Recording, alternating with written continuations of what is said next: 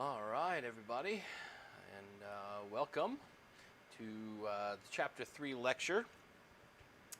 And I'm going to start off just by reviewing a couple of the equations that we did last time that we looked at and used for conversions. So we talked about the idea of gathering a number of electrons together, and that group is called a coulomb, okay? 6.25 times 10 to the 18th electrons equals 1 coulomb, all right? And you can have microcoulombs, millicoulombs, whole coulombs. And remember, we have to use that if we're going to use the current equation, where we have, as you can see here, Q over T, which Q is the amount of charge in coulombs. And the current is the movement of that charge through some point over some period.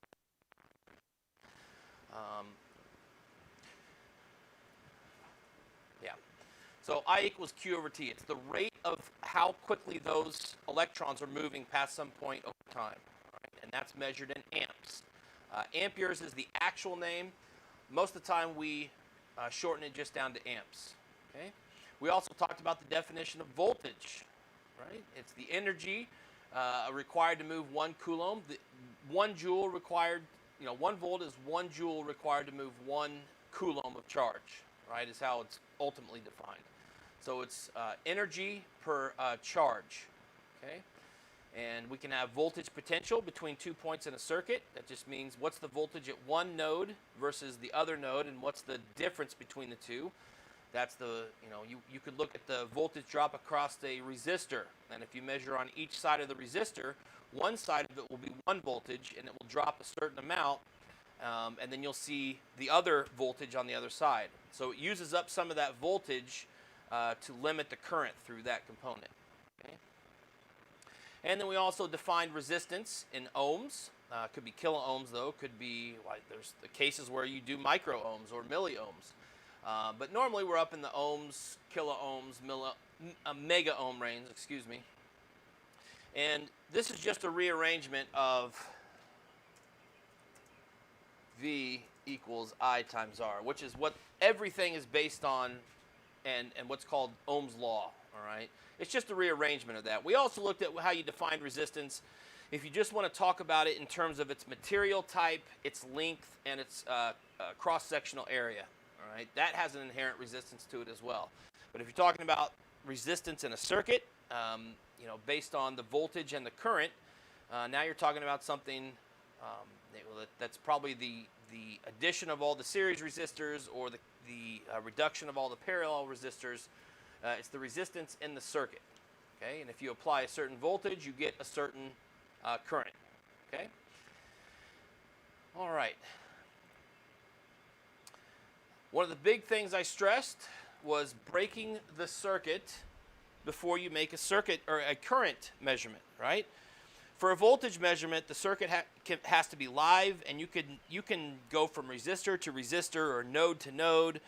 You could measure the voltage of the power supply, and you do all of it while it's live, and it's fairly safe. Okay, unless you're unless you do something, you short something out somehow. But if you're just using the voltmeter like it's intended, it's pretty safe. Okay, because it's got a big resistor that's in parallel with the output. And, there's usually very little distortion, too, unless we're talking about a very, very large resistance circuit. Okay? But when you go to make a current measurement, intentionally, the resistance between the two terminals of the measuring device is low, because you don't want it to be adding resistance to the circuit. So it's a very, very low resistance between those two terminals on the multimeter. And so if you accidentally put that around a component, and you give that current almost no resistance, it's going to take that path of least resistance every time, and it's going to short out the component, and it's going to make the current spike. And that's where you get things, when you say something is shorted out, essentially what you're saying is you're lowering the total resistance so much that you have a proportional increase in the current that burns up wire or burns up components. Okay? So if we're going to measure resistance, remember you have to take it out of the circuit, and you can measure it in with your ohm meter on the digital multimeter. We talked about, if you're in volts, there's also DC volts, AC volts, and for current, there's DC current and AC current. Okay, so there's all of those on the multimeter itself. Okay, we talked about conductors and semiconductors and insulators. 1 to 3 electrons in the outer shell and that valence shell for conductors. Semiconductors, I typically just generically say 4 to 5, and then I say insulators 6 to 8. Okay, because these are essentially full. They do not transfer free electrons very well. I use the example of a balloon, where once it's almost full, it's very, very hard to get just a little bit more air into it. Okay, and so they are essentially full or close to full. All right. So just a general breakdown of those. Conductors, we like that there's a lot of room in that outer shell to pass free electrons, because that means that we can now power our devices. Right? We have something that will carry the current with very little resistance. Okay. So the first thing I want to get into is the idea of scientific notation versus just decimal notation versus what we're going to use, which is called engineering notation. Okay? And most of my students are familiar with at least scientific notation. Maybe you had... Hang on a second here. Hello? Hello. So Justin said getting an audio chop. Is this better? I'll wait for you to say yes or no.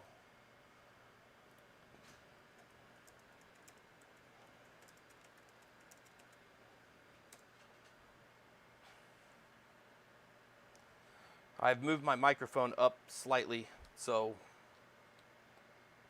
that could be why it was choppy earlier. Okay. All right. Yeah. If something happens, I'm sure the video is going to be fine. But if my if my lav mic, if I'm turned the wrong way or something, then it could possibly miss what I'm saying. But I mean, I have such a loud voice anyway because I can't hear anything because I've been playing music for too many years. So that I can hear myself, I typically yell, which is good if I'm in the classroom because I can reach, large rooms. I can reach the people in the back because I can project my voice, but that doesn't do you a whole lot of good. And so I try to keep the microphone away because some of those early recordings, I had it right up on my collar, and it sounded like I was screaming these lectures. So anyway, all right, well, I'm glad that's fixed. Let me know if you have any trouble in the comments, okay? So we're talking about scientific notation, and most of you, if you've had a chemistry class, if you've had some physics before, you probably have expressed numbers in scientific notation, okay? And it has its place, and certainly if you're measuring the moles of some substance, the prefix is kind of irrelevant because you're working with such big numbers that you still can't quantify them in your head. You can't qualify them, If I measure 7.23 times 10 to the 54th of moles of something, I don't know what, even if you gave me the prefix of what that's supposed to be in engineering notation, I don't know what that means. I don't know anything past, quadrillion is pushing the limits. Trillion, I still have a limited understanding of what trillion means. So if you're going to take me out to 10 to the 54th, then it doesn't matter what the prefix is out there, okay? So, scientific notation absolutely has its place in science and research, okay? And so this is how it's typically expressed. And, I know for some of you this is going to be review. The actual number itself, whether it's 3.75 or 2.93 or 1.02, it's always between 10 as an upper end, but not including 10, and then 1 and including 1. So it cannot be 0 point anything. That is not valid scientific notation. The number itself has to be between 1 and 10, not including 10, but including 1, right? So 1.02 is legal. 9.99 is legal. 10.0 is no longer scientific notation, okay? So essentially, you just find out whatever this is. Typically, you do 3 significant figures, just like you see here. because if you know anything about numbers and measurements, you know, the accuracy of the equipment that you're using, it probably isn't much more accurate past another decimal or so, okay? And so that's why we stick with this 3 significant figure rule pretty much universally, okay? So anyway, only 1 digit left of the decimal point, and that digit cannot be 0. I think that's a pretty good way to say it, okay? So I'm going to flip over here to the camera and just show you a couple examples of what I consider scientific notation, okay?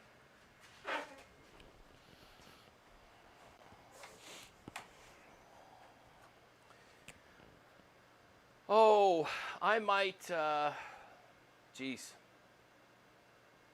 How about, I don't know how many miles it is to the sun. I used to know that, but let's say 2.85 times 10 to the 98 miles. That's probably way more than what it really is, but whatever. So 2.85 times 10 to the 98 miles. Okay, that's not the valid scientific notation, right?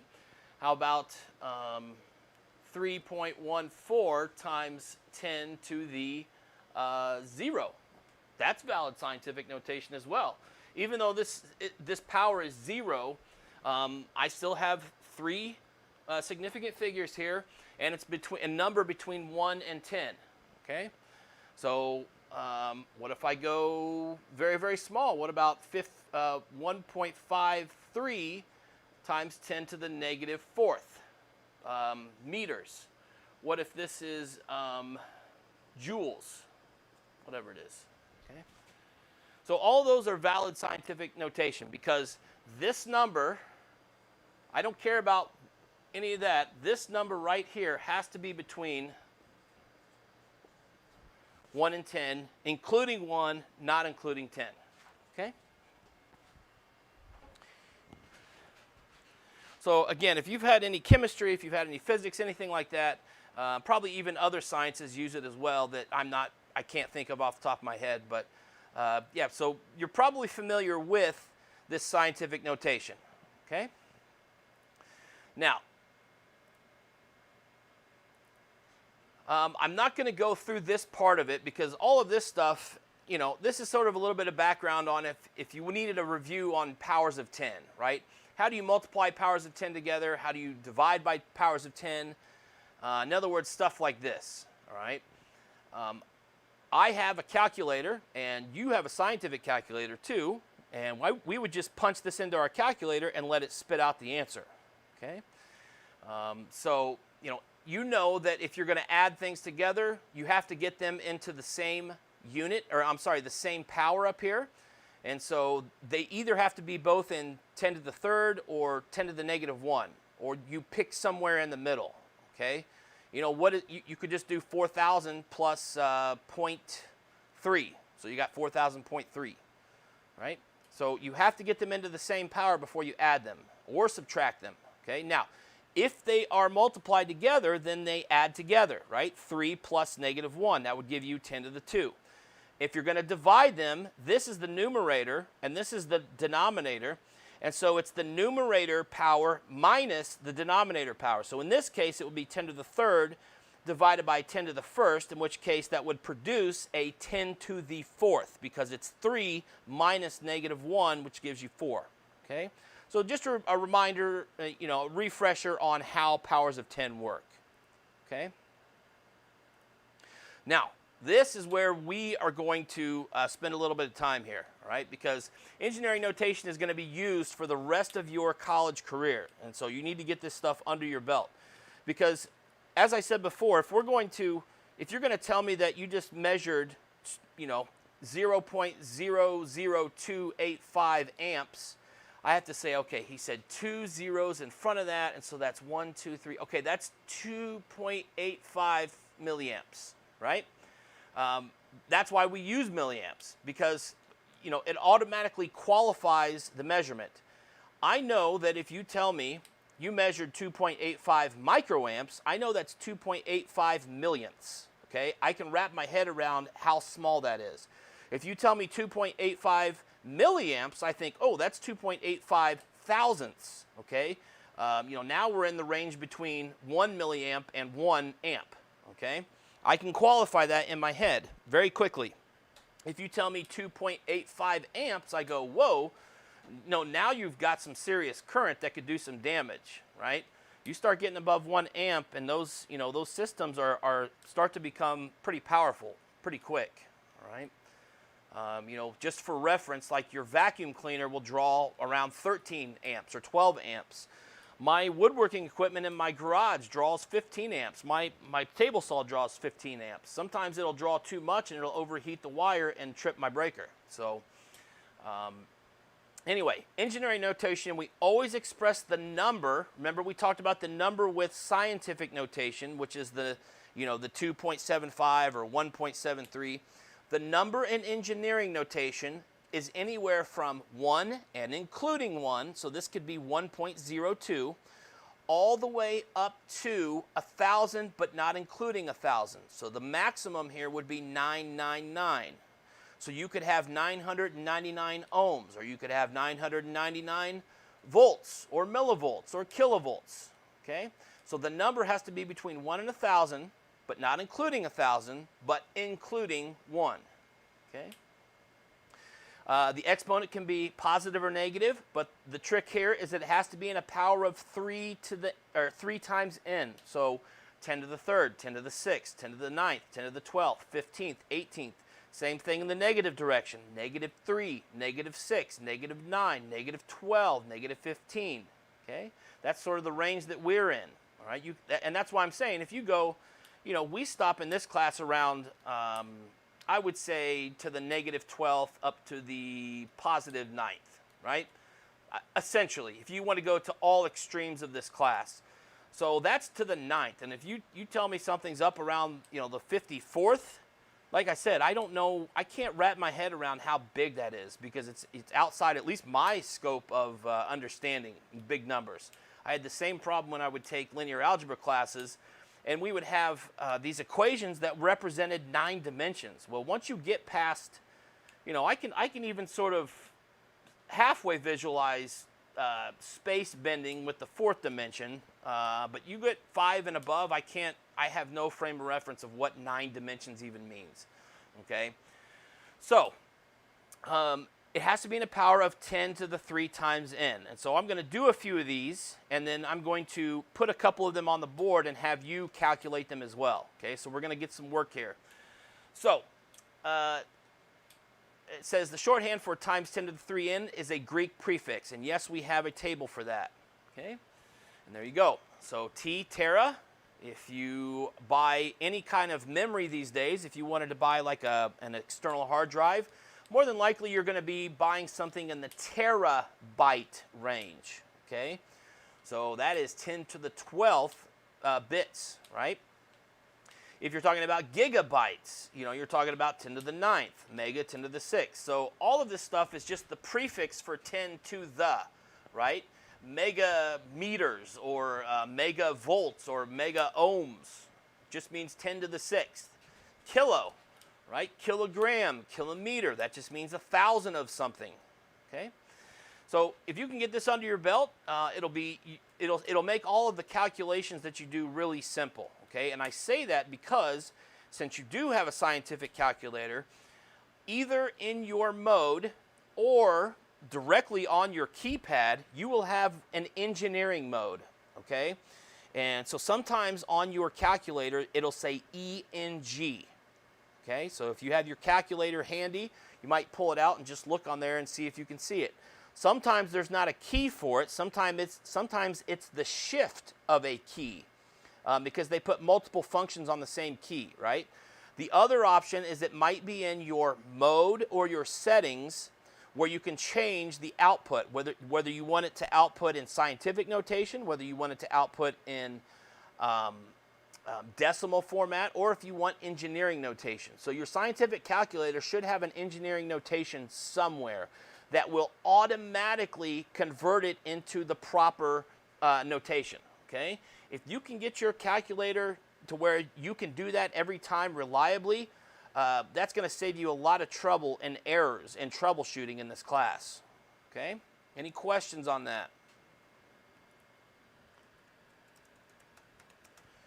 So if you have a TI 30 series, I don't have one in front of me, but I can't remember if it has a mode where you switch it into engineering. And once you get it into engineering mode, if you do have one, then I would just leave it there. And I would leave it there for the rest of your college career, all right? And you'll always get something in the power of 10 to the 3 times something, and it will always put it in the proper notation. We're going to look at, you know, a way to do the Greek prefixes that do not count as engineering notation, okay? So let me go ahead and switch back over to the camera and let me do some of those.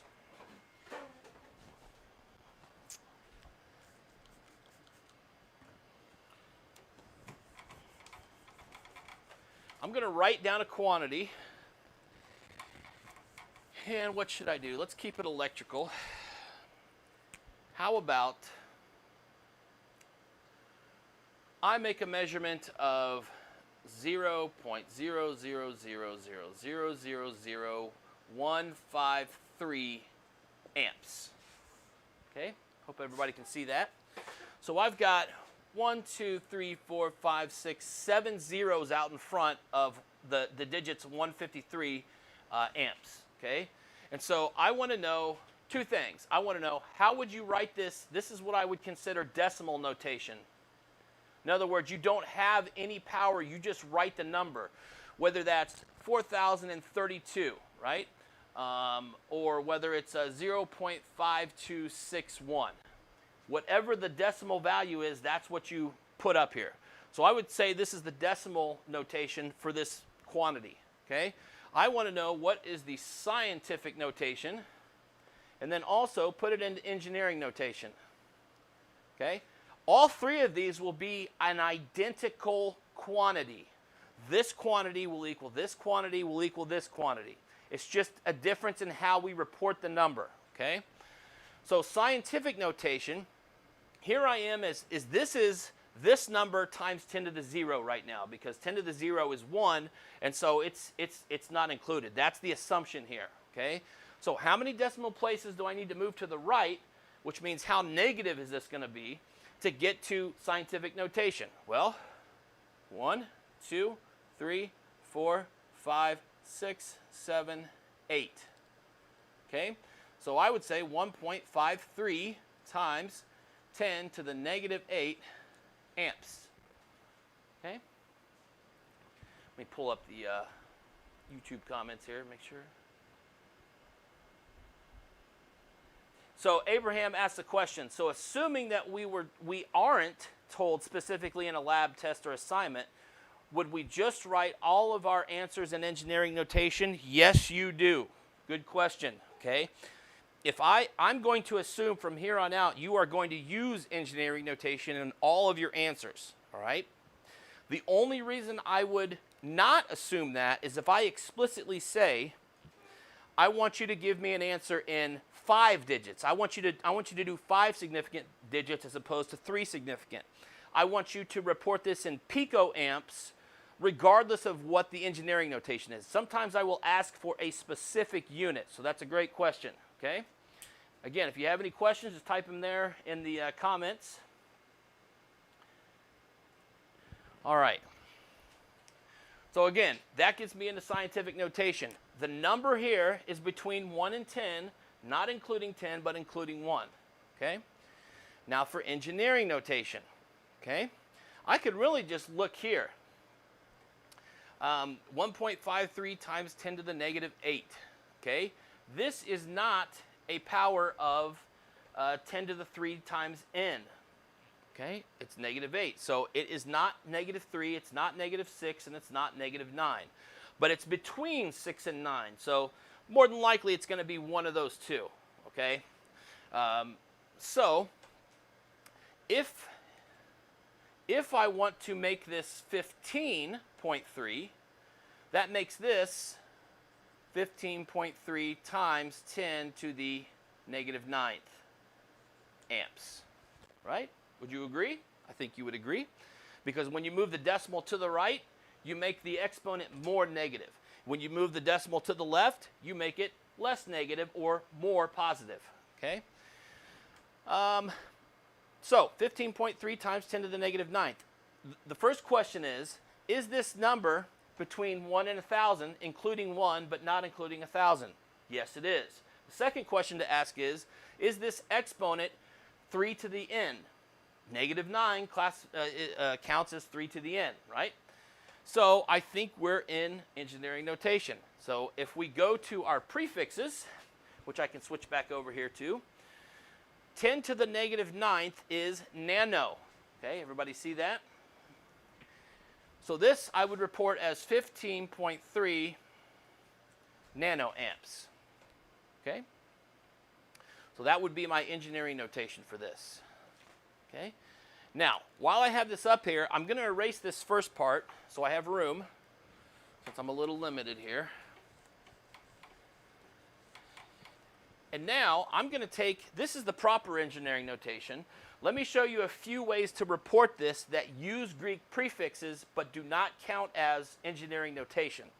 So let's say I want to go, I want to find out how many, I want to know how many milliamps this is, and I want to know how many picoamps this is. Okay, and maybe I also want to know how many microamps. So I want to know those three things. Okay. There's what's called a mnemonic device, and I love mnemonic devices. If you are unfamiliar with the term, it's a way to memorize something that's got a pattern to it. So there's a way to memorize on a music staff, right? Every good boy does fine. Okay? That's the name, you know, every good boy, so that's EGBDF, right? That helps you remember. The first letter of each name helps you remember what that is, right? And what is in the middle, right? Not the lines, but the space in between the lines. Those four. FACE, F-A-C-E. I still remember that from 20 years ago, that little mnemonic device. So I try to use those in this class all the time. And so this is the one that I think is most beneficial. If you just go ahead and write out all the prefixes like this, okay? Let's see, giga, mega, kilo. Here's no prefix. In other words, this is the 10 to the 0, right? And then we go to milli and micro and nano and pico, and you could go out to femto, or you could go up to tera, okay?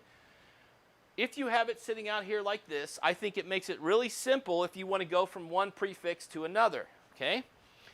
If I want to know what picoamps are, right, from this nanoamp. So right now, I'm right here, right? This is my engineering notation,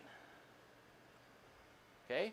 If I want to know how many picoamps that is, if I move to the right, I move the decimal 3 places to the right, okay? So 15.3 nanoamps, 1, 2, 3, that's 15,300 picoamps, because I moved 1 to the right, okay? And you just do 1,000 at a time, either direction. That's moving the decimal 3 places left or right, okay?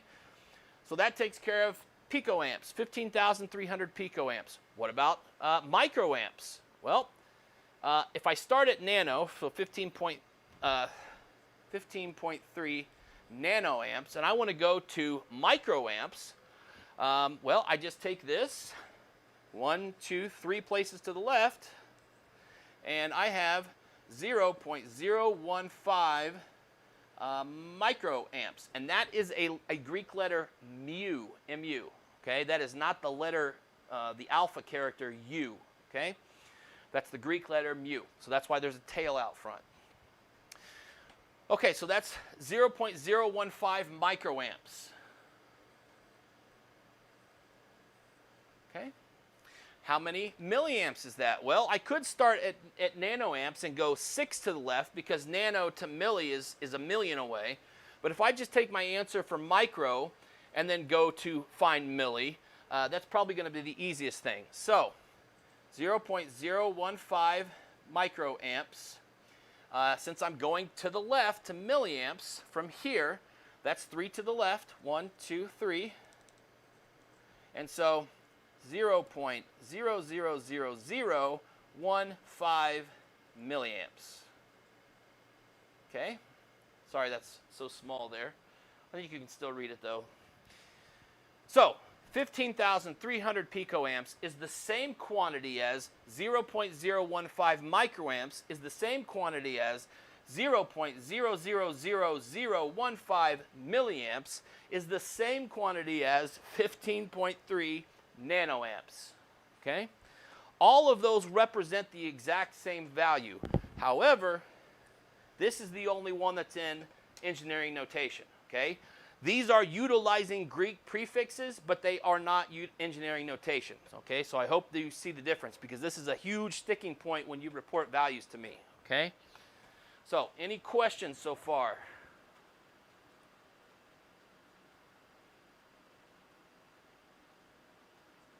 All right. Okay, well, I'm knocking over my periodic chart here. All right, let's see what we got next here. I think what I want to do now is, okay, so here's the slide for it. The G, capital MK. Here's the other thing, is you have to be very, very specific. It's less important because you're going to be doing digital, and so it's easier for me to know if you mean little m or big M. Big M is mega, little m is milli. Okay, that's a big difference. That's, you know, what is that, a billion away? Well, a million to a thousandth, yeah, that's a billion away. Okay, so that's a night and day difference. Milliamps and mega amps is an ouchie versus, you know, your body's become a, you know, is inflamed essentially if you got hit by mega amps. Whew. Okay, so anyway, move the letter for each 3 decimal places. For each letter, you go in each direction. Okay, and remember, the middle just means there is no prefix. So it's just straight volts. It's straight amps or straight ohms, whatever. Okay? And so this is the type of stuff I'm going to do right now. I'm going to do this on the board, though, and I'm going to come up with some. So let me get back over, I suppose, to the board, and I will erase this. And go ahead and get your calculators out if you'd like. Some of you may have a, I'll show you, where's my phone? Here's my phone. Okay. Now, I found a way to, because I have a TI-89 titanium, which I think I have right here that I can pull out for you. Yes, here it is. So if you just wanted the best calculator, this is the one that I always recommend. The, this is hard. TI-89 titanium. However, this thing is like $160, $170, okay? So that may not fit your budget at all, okay? But I was able to copy the ROM of this and put it into an emulator on my phone, wherever it went. And Texas Instruments allows you to do this. So now on my phone, I have the same, I mean, it's got the same buttons and everything. You know, it mimics the actual, so I'm actually using a faster processor in my phone to run the same code that's in that calculator. So if you have one, if you have a TI-80 series or a TI-90 series, there are different emulators for the different types, okay? I found this one for the TI-89 titanium. But, you know, you can research calculator emulators and how to grab the ROM off of yours, because your calculator probably has, you know, obviously this is only for the 80 series, but just wanted to point that out, okay? Let me get focused back on the board again. Okay. Oh, the other thing I was going to show you is on this one at least, well, shoot. That was the whole purpose of me doing this. Okay. So if I go to mode, okay, I don't know how you can see that. Do you see, it says exponential format, engineering. I'm going to tap that button, go down, and notice I have 3 different modes that I can output my results in as far as the exponents. Normal is decimal notation. Scientific is that, you know, we already talked about what that is. And then there's one for engineering. Okay? So if your calculator does not have a mode for it, then you probably have somewhere on your keypad an ENG key, or it might be the shift on one of them. So just like I said, the better that you know your calculator, I mean, that's like your most important tool in this class. Okay, knowing how to use your calculator. And if you have trouble with it, I'm usually pretty good on helping you through how to do it. Okay, it's better if I'm standing in front of you, but I'll try to walk you through it if you do have trouble. Okay, so let's do a few of these. All right, so how about, I'm going to give you, let's do this. How about this? Decimal. This is something you might see on a quiz or an exam. Okay, or I got the 3 columns. Okay, and so what I like to do is I like to give you one of the 3 and then have you complete what the other 2 are. Okay, so let's do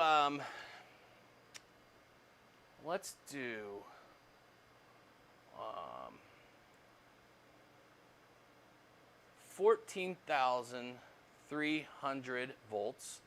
Let's do 2.54 times 10 to the -4th amps.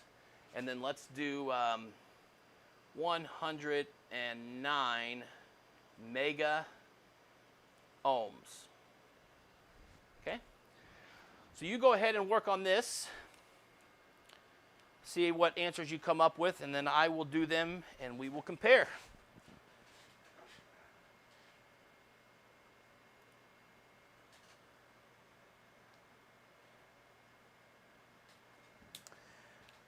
So just while I'm waiting here, Jordan asks, can you copy programs from your calculator to your phone? That I don't know about. I know that Texas Instruments, if you go to their website, there's some way that they can verify if you have the ROM or if you have the calculator, and they even have those ROMs on their website. But you have to verify that you've purchased your phone, or I'm sorry, your calculator. But yes, if your device has a place to plug into it, more than likely there's a way to copy the ROM, and then you can use an emulator. Okay, but obviously you can't steal something like that. That would be wrong. All right. And so Steve says, is there a link you can post an announcement to install something like that? No, because just for the very last thing I said, because I don't want to promote something that could possibly be used in the wrong way. And I know that that can be done. And so I'm not going to do that. I'm just going to say that if you have a calculator, you might, search out and research what you can do for your particular model. Okay? And I'll just leave it at that.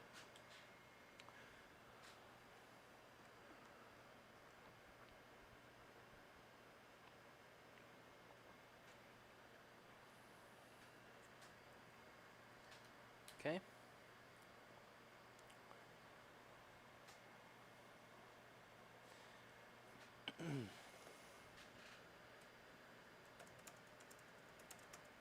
So if you have answers, so when I do this, because I'll stop like this and give you a chance to work some problems just like we were in class. And so if you have answers to some of these,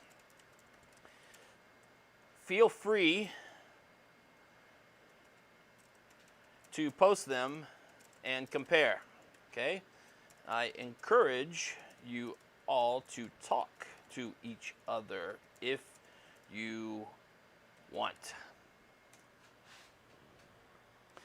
So if you have answers to some of these, feel free to post them and compare. I encourage you all to talk to each other if you want. If you like to just do that and just,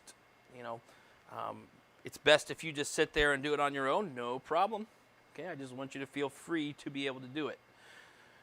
All right, well, this one, I'm going to go ahead and do the first one without my calculator. And I'll actually do the last one without it too, but let's go ahead and do this first one. Well, since I've been doing this a while, I noticed, and I intentionally picked out something that would be easy to convert into engineering notation. Okay, right now, if we look at GMK underscore little m mu MP. Right now, I'm at volts. I'm right here. Okay? Let me get back over. To my video. Okay. Yep, so that's where we are. We're at volts right now in this one, okay? If I go 3, if I move this 1, 2, 3, that gives me 14.3, which is between 1 and 1,000, and that puts me at kilo, okay? So this 14.3 kilovolts, okay? Well, if I want to go to scientific notation, because it's already in decimal, that's the easiest way, right? And so if we go 1, 2, 3, 4, that's going to be 1.43 times, this is a positive 10 to the 4th volts. Okay? All right. Now here's the next one. I'm actually going to show you. I bet I can show it on this one just as good. Okay? The next one is 2.54 times 10 to the negative 4th. All right? So if I were to do this, I could just, if I want to find out what the decimal is, I just have to move the decimal place 4 places to the left, right? Because it's a negative. So I can just go, if I like to put it out here like this, so I can work through it. Okay? So 2.54, move that 4 places to the left. 1, 2, 3, 4. Okay, so that's 3 zeros out in front. So that's 0.000254 amps. Okay? If I do it in engineering notation, this is your best friend. All right? I'll show you how I would punch this in. Because I'm in engineering notation, okay? Switch the focus here again. All right? I'm going to punch in exactly what you see there. I'm going to punch in 2.54 times 10 to the negative 4th.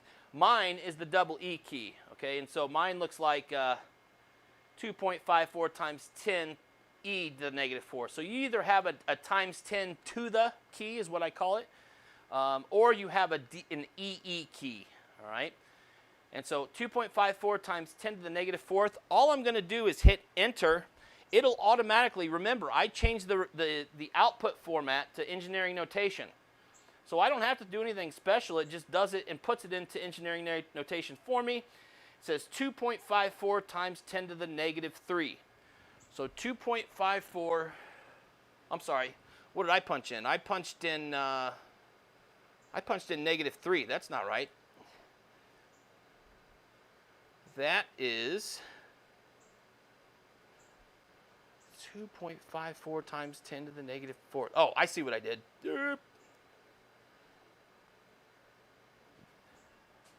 Geez, see how long it's been? It's been a month, and I already forgot how to use my calculator that I've had for 20 years. Okay, so there we go. That's the way that you should do it. 2.54 e negative 4. I added an extra 10 in there. And so now it puts it into the correct notation of 254 times 10 to the negative 6th. Okay, ignore those first two because I did it incorrect. Okay, I used my EE key incorrect. All right, so 254 micro. Okay. Now, let me get back to the board here. Okay. So now I'm over here at 109 mega ohms. And I know that mega, if we go back to our, let me flip back over here so we can have a quick look. So mega is 10 to the 6th, which is a million. Okay, so essentially we have 106 million of these ohms. So 109, and then 1, 2, 3, 4, 5, 6 zeros, and then this is important. You know, 109 million what? Amps, seconds, micrometers? I don't know. But if you tell me ohms, I go, oh, okay, I know what that measurement is. So the unit obviously is very, very important. Otherwise, it's just a number. Okay, so now if I want to put this in scientific notation, I think it's always easiest to go from the decimal because you just have to count how many decimal places over you need, okay? So if I'm at 109 million, what is that in scientific? I go 1, 2, 3, 4, 5, 6, 7, 8. So 1.09 times 10 to the 8th ohms. Okay, let me come check the comments here. Okay, 1.14. Okay, very good, very good. So, okay, so that, yeah, so that would be kilovolts. Let's see here. 254, that should be micro. Yeah, micro, that's right. Yep, little m, I know it feels right, but you have to remember milli is right in front of it, and so that's why they went with the Greek letter mu for micro. All right, yeah, 1.09 times 10 to the 8th. Very good. All right. So if no other questions, then I will keep on trucking here. Okay. So you will see this exact, what you're looking at right now, you'll see a table format that's very, very similar to this. Okay. So let's go ahead and head back to our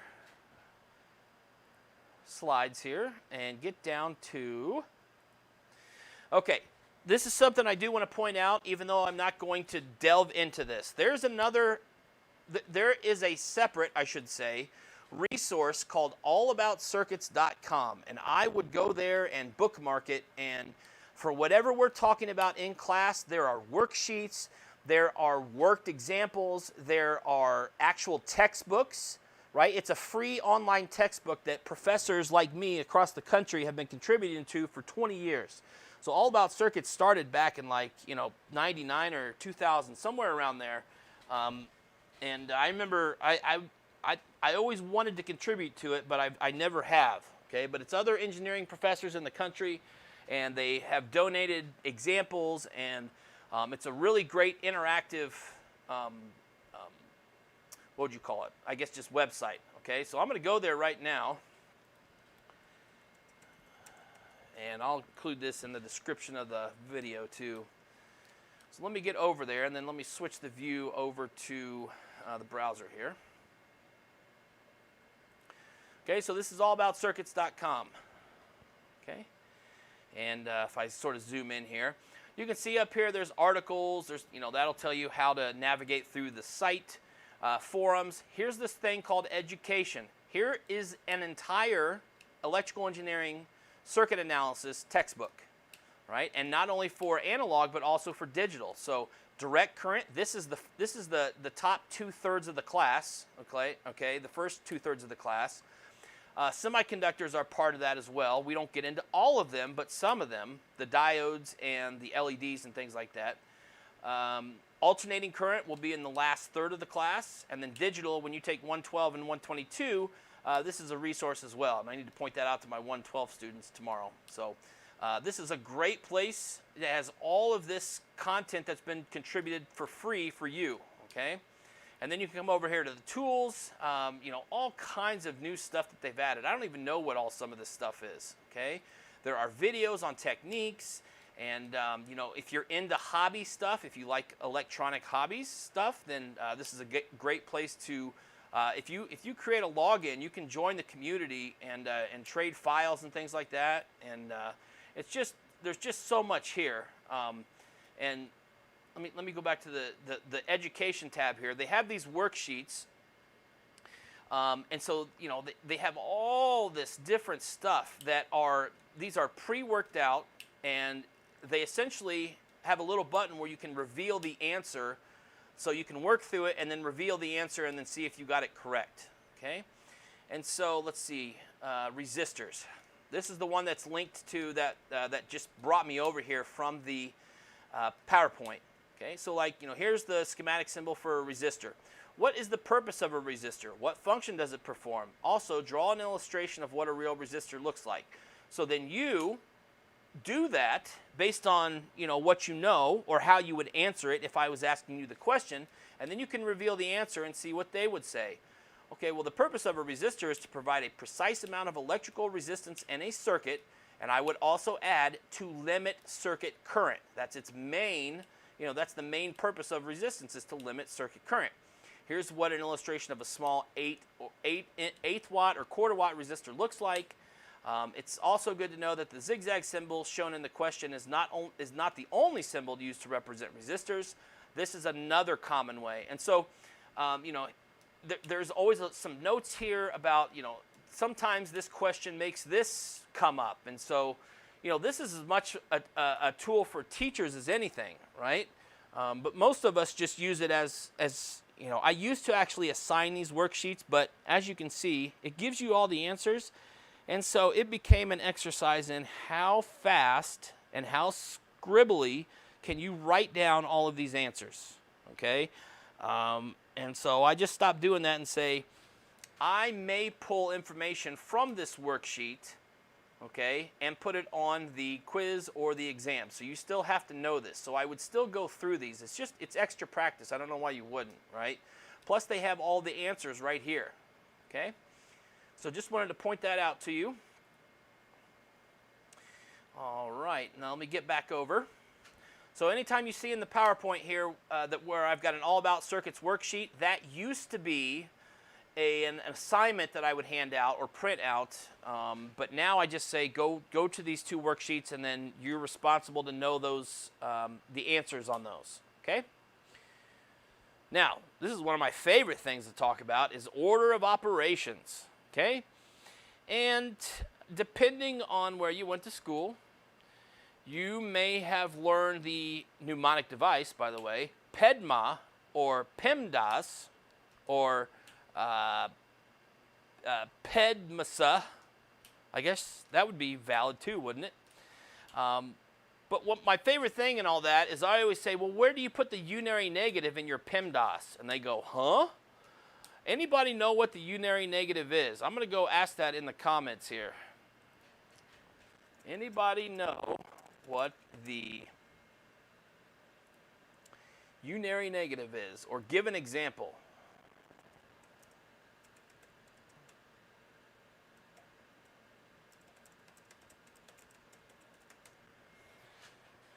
Anybody know what the unary negative is, or give an example? You could use a well-known equation if you wanted to as well. That's what I do.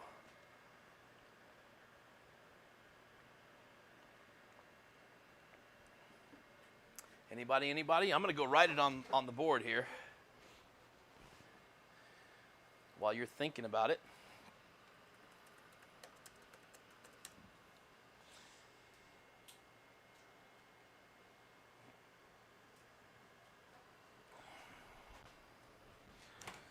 And it's a really, really common one. You've probably known since, oh geez, some of you may have known it in 8th grade or 9th grade.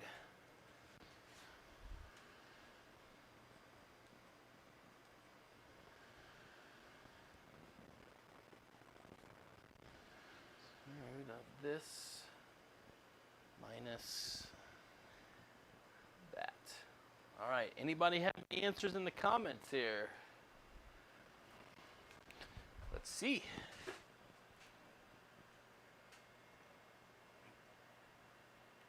He says 3 minus 2. Okay. Well, here's what I'm getting at. You may not have heard the term before, so here it is. Get back to my camera here. Think about the quadratic formula, right? This is the formula that I'm talking about that everybody pretty much understands, right? Because you've had algebra. So this is to find the roots of a polynomial, right? And so the unary negative is what's out in front of here of this term right here, okay? So when we say, or when you say, I never said this, but some of you say PEDMAS, or some of you say PEMDAS, because somebody has an affinity more for division or multiplication, but these are interchangeable, right? These two right here, doesn't matter which way. Same thing with these, right? Those are interchangeable as well, okay? So the unary negative is right in here. So you still do the parentheses first, you still do the exponents first, but once you're done with the exponent, Okay, now you apply the unary negative. All right. So here's another example. This is one of my favorite things to do, or I used to like to do this. I got bored with it, but let's take the number. Let's do this. 5 minus 2 times negative 3 plus the square root of 42 plus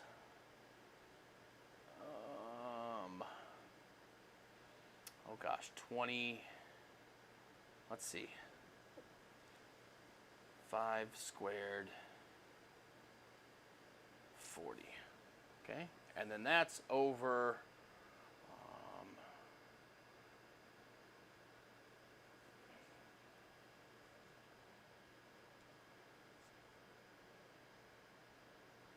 yeah. How about that? Okay?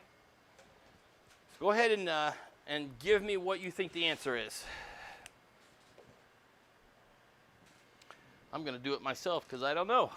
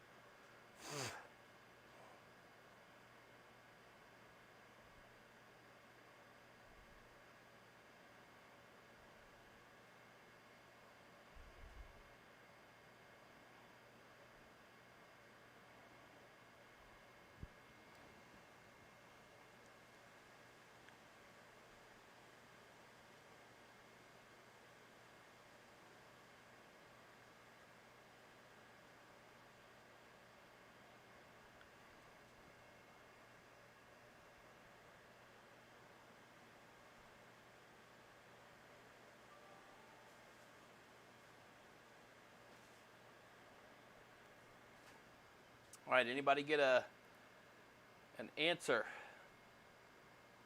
Yes, Ben, that's an example of the unary negative, correct. Anybody have an answer for this? Go ahead and type it.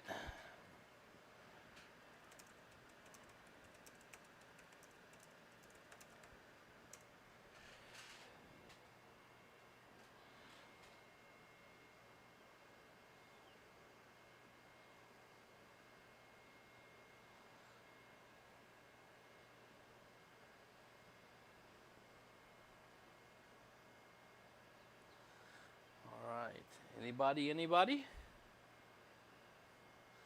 Ben gets 0.03.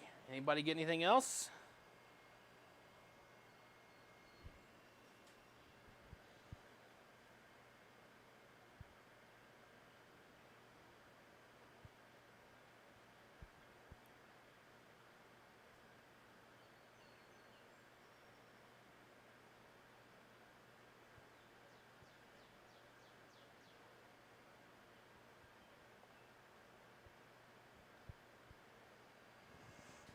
I am getting 1.9139.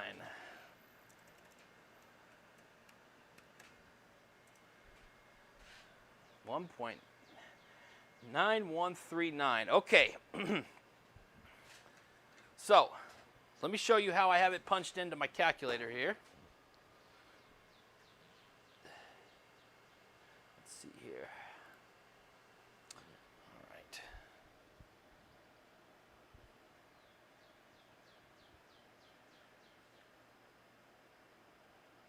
Okay. This is hard to do. All right. So you can see there.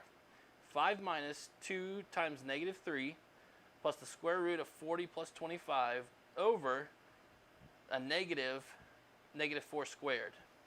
Okay, and I come up with 1.19139.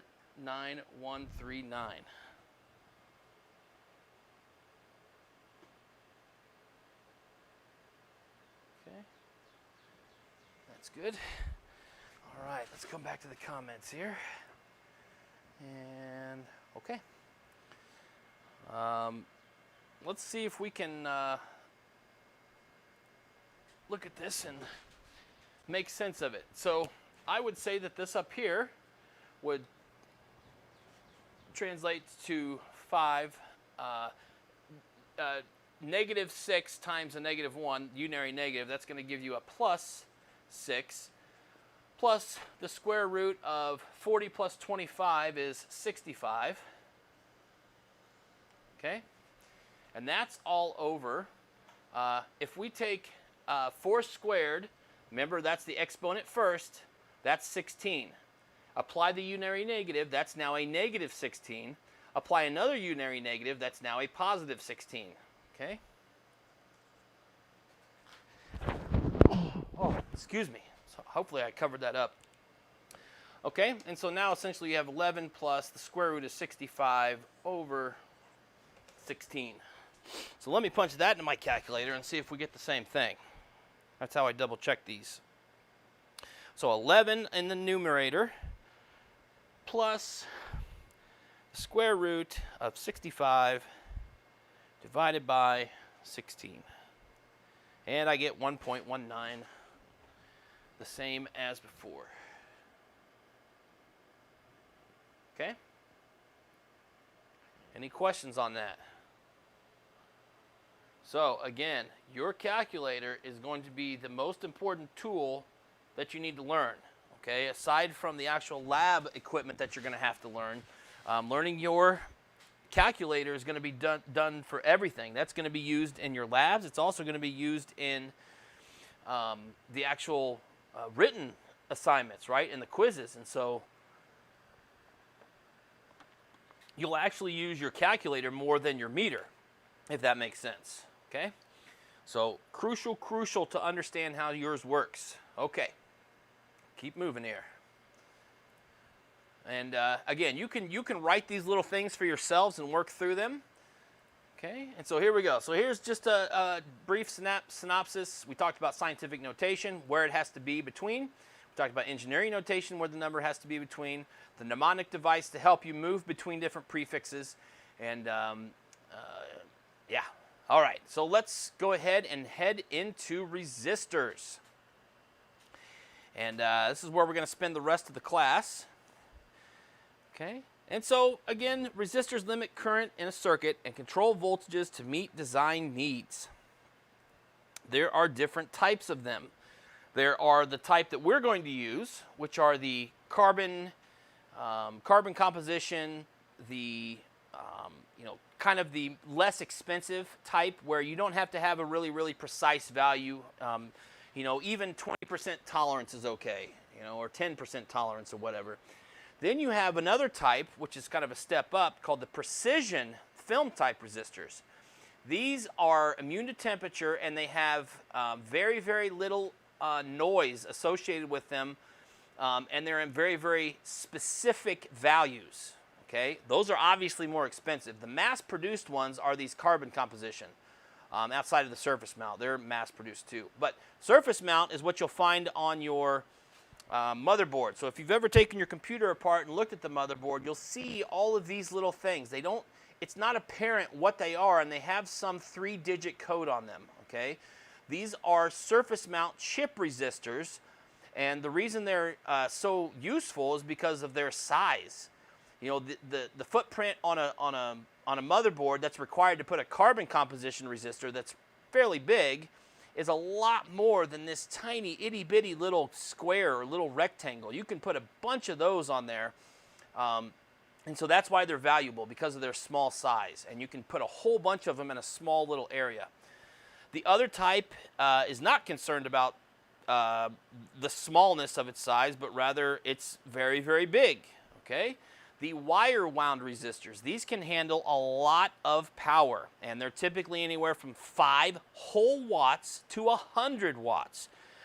This stuff that we're going to be working with down here is like 1/4 watt rated and 1/8 watt rated. So if you start putting at least a watt across those, you're probably going to burn them up. Okay, it's not going to take very much power to burn them. Whereas these wire wound runs, that's what they're intended to do, is to dissipate a lot of power, and it's a direct correlation to their physical size. Okay, they're much bigger and can handle more heat. They can, essentially what happens is when you're limiting the current, that energy has to go somewhere, right? If you're limiting the current with a resistor. And so what happens is it dissipates as heat. That's why your electronics get hot when you start using them. That's why your laptop gets hot or your phone gets hot.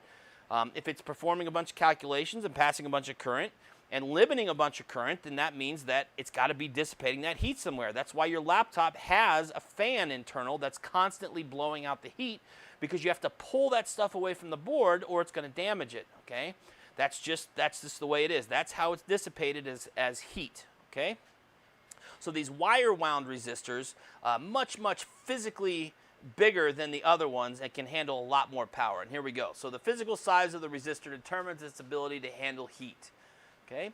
And so it says the difference between a carbon or a chip or a wire wound is merely its ability to handle current flow, and its size is a direct correlation to that, okay?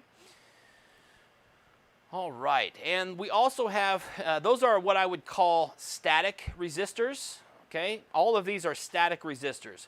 Whatever their value is, it is what it is. If it's a 1 k ohm resistor, it doesn't change, okay? Unless you damage it, obviously. But you know, if it's in a stable condition and it's used properly, then its value will not change.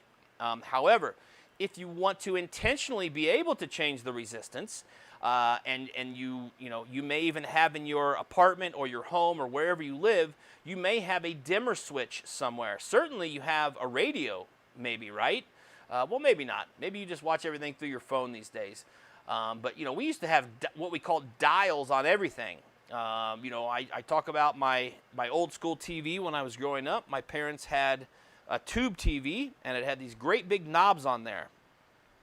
And one of them was the volume knob. And essentially, it's just a gigantic, what we call a potentiometer. And, well, it could have been a rheostat, I suppose. But it's essentially a variable resistor that goes from 0 ohms to whatever its rated value is, okay? Now, there's two types of these variable resistors. As you can see here, there's a rheostat and there's a potentiometer.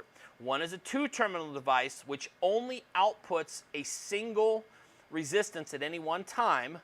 And then you have the 3-terminal potentiometer that always has 3 resistances available at any one time. And I'm going to show you what the difference between those is, okay? If you want to look at the potentiometer, it sort of looks like this, okay? It's got the 3 terminals, which here are labeled A, B, and C, okay? You have a shaft that's turning, and it's moving what's called the wiper, right? You can see here on B, it's moving internally around, depending on which way you turn the knob. And it's making a different connection point internally and changing the resistance of these terminals, okay? So that's what the 3-terminal device is. If you just wanted to look at the rheostat, that's pretty straightforward, okay?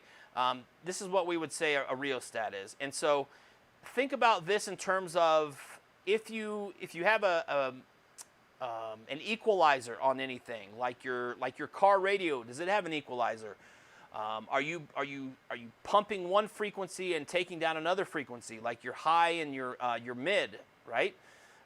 All you're doing is just adjusting a rheostat that's just got one single output, okay? But it's variable, so it still goes from 0 to whatever its rated value is. If you have a 10 k ohm rheostat, then you can get any resistance in between 0 ohms and 10,000 ohms, okay, if you dial it in and measure it with an ohm meter, okay? So you can really get precision because you have a range of resistances that you can get out of a single device, okay? The other reason that you would use it, obviously, for what I mentioned, is volume controls, light dimmer switches. All your dimmer switch is doing is allowing more or less current to reach the lights in the room. So if you have a dimmer switch in some part of your house or apartment, essentially that's just a potentiometer, okay? I suppose it could be a rheostat as well, like I said, but more than likely it's a potentiometer. And so here is the difference. Why would you choose one over the other? That's a great question.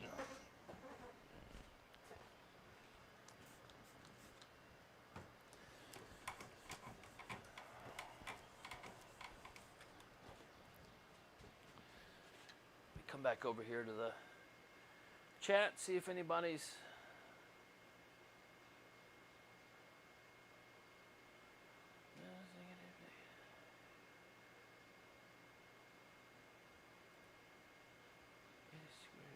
Oh, okay, yeah, I got it. Yeah, you're just explaining something. Okay, so let me get back to my other view here, sorry. Okay, so a rheostat, okay, uh-oh, here we go, somebody time me. I said my goal is to change this in under a minute when the battery goes. Just bear with me here. I already got them charged and ready to go.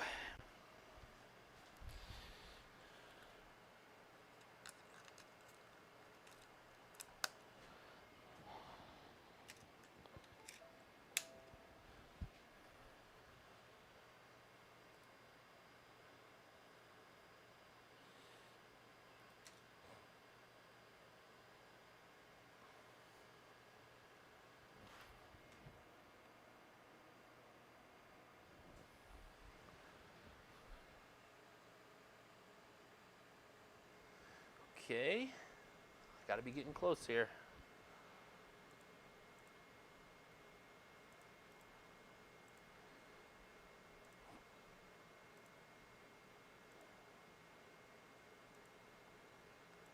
And there we go. All right. Was that under a minute? I think that was under a minute. Got to be close. Okay, so rheostat, let's say that this is a 5 kilo ohm rheostat, okay? So depending on, let's say this is a slider. And here's where my knob is. And I can move this up and down, okay? And so I can get a range from 0 to 5,000 ohms. And so I could put it like halfway, and then if I were to measure this, you know, with an ohm meter, okay? Here's my slider. Let's say that's only a third of the way, okay? So this is a 5K ohm. And so if it's all the way down here, that's 0. And if it's all the way up here, it's 5K. So it's about a third. So let's guesstimate it. If I were to take an ohm meter and measure this rheostat, it was about a third of the way. To be a third, what is that, 1 2/3? So 1/3 of 5K, so 1 2/3 kilo ohms, roughly. Okay, so 1.667. Okay, and if it was halfway, then you would measure 2.5 kilo ohms. Okay, but you only have one available at any one time, and maybe that's all you need. Okay, if you do a potentiometer, and let's say that this is A, B, C. Okay. Here's my potentiometer. And this is a 10K ohm potentiometer. Okay?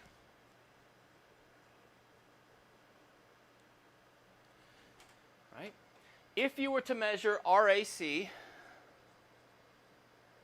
you would measure the full resistance of whatever it's rated for. It doesn't matter where the wiper is, has no bearing on what that measurement will be. That's one you have available at all times. So if you wanted to use it like a static resistor and wanted to use its 10K ohm value, then you would hook into A and C, okay? Here's the equation. So RAC equals, depending on where this wiper is in the middle, RAC, the outdoor terminals, equal RAB plus RBC. Okay? So if I have this over here a quarter of the way, then only a quarter of it's going to be here, and the other 75% is going to be over here. Okay? So if I tell you that, let's say that RAB equals 7K ohms, right? To find RBC, you would just take 10,000, which is what it total is, minus 7K, and you'd have 3K ohms. So if you put an ohm meter here, between here and here, and you put another ohm meter here, right? If this one reads 7K, this one will read 3K. The outer two will always be 10K regardless of where the wiper is, okay? And so sometimes that's beneficial, right? Think about your car stereo. you probably have some setting that allows you to go from front to back and also from left to right. This is a perfect example. What if this is your left output and this is your right output? If you keep it right in the middle, then you have equal to each one, right? But if you move it all the way over here, okay, now none of it's coming here and all of it's going to the right channel. Okay, so you can set up something similar if you want to, use all of it at once. Okay, but just like a dimmer switch in a room, you could get away with a rheostat there. Okay, unless the other part of this is doing something. All right? Any questions on that? Oh, you said 47 seconds. Thank you. Should I take a bow? All right. We are doing pretty good here. All right, let me get into what's next here. And we'll switch back over.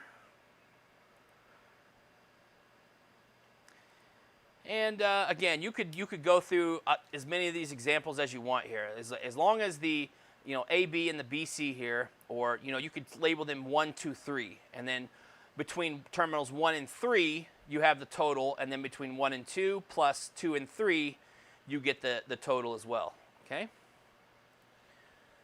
All right, and those are it's just a recap here. Now, what does the characteristic curve of this component look like? We ask that question a lot in engineering. Okay. So the characteristic curve of any device is always a function of, it shows current as a function of voltage. Okay. So essentially, when you apply Ohm's law to this component, what does it look like? How does it respond? Does it take a lot of voltage to get a little current, or does it take very little voltage to get a lot of current? Okay, and that's going to determine the slope of this, what we call the curve. Just because we're calling it a curve doesn't mean there has to be a bend in it. Okay, curve just means we're graphing it. Think about it that way. All right. So for a resistor, it is a linear device. In other words, you will get a directly proportionate increase or decrease depending on which direction you go with your voltage. All right. So it's always a function of voltage.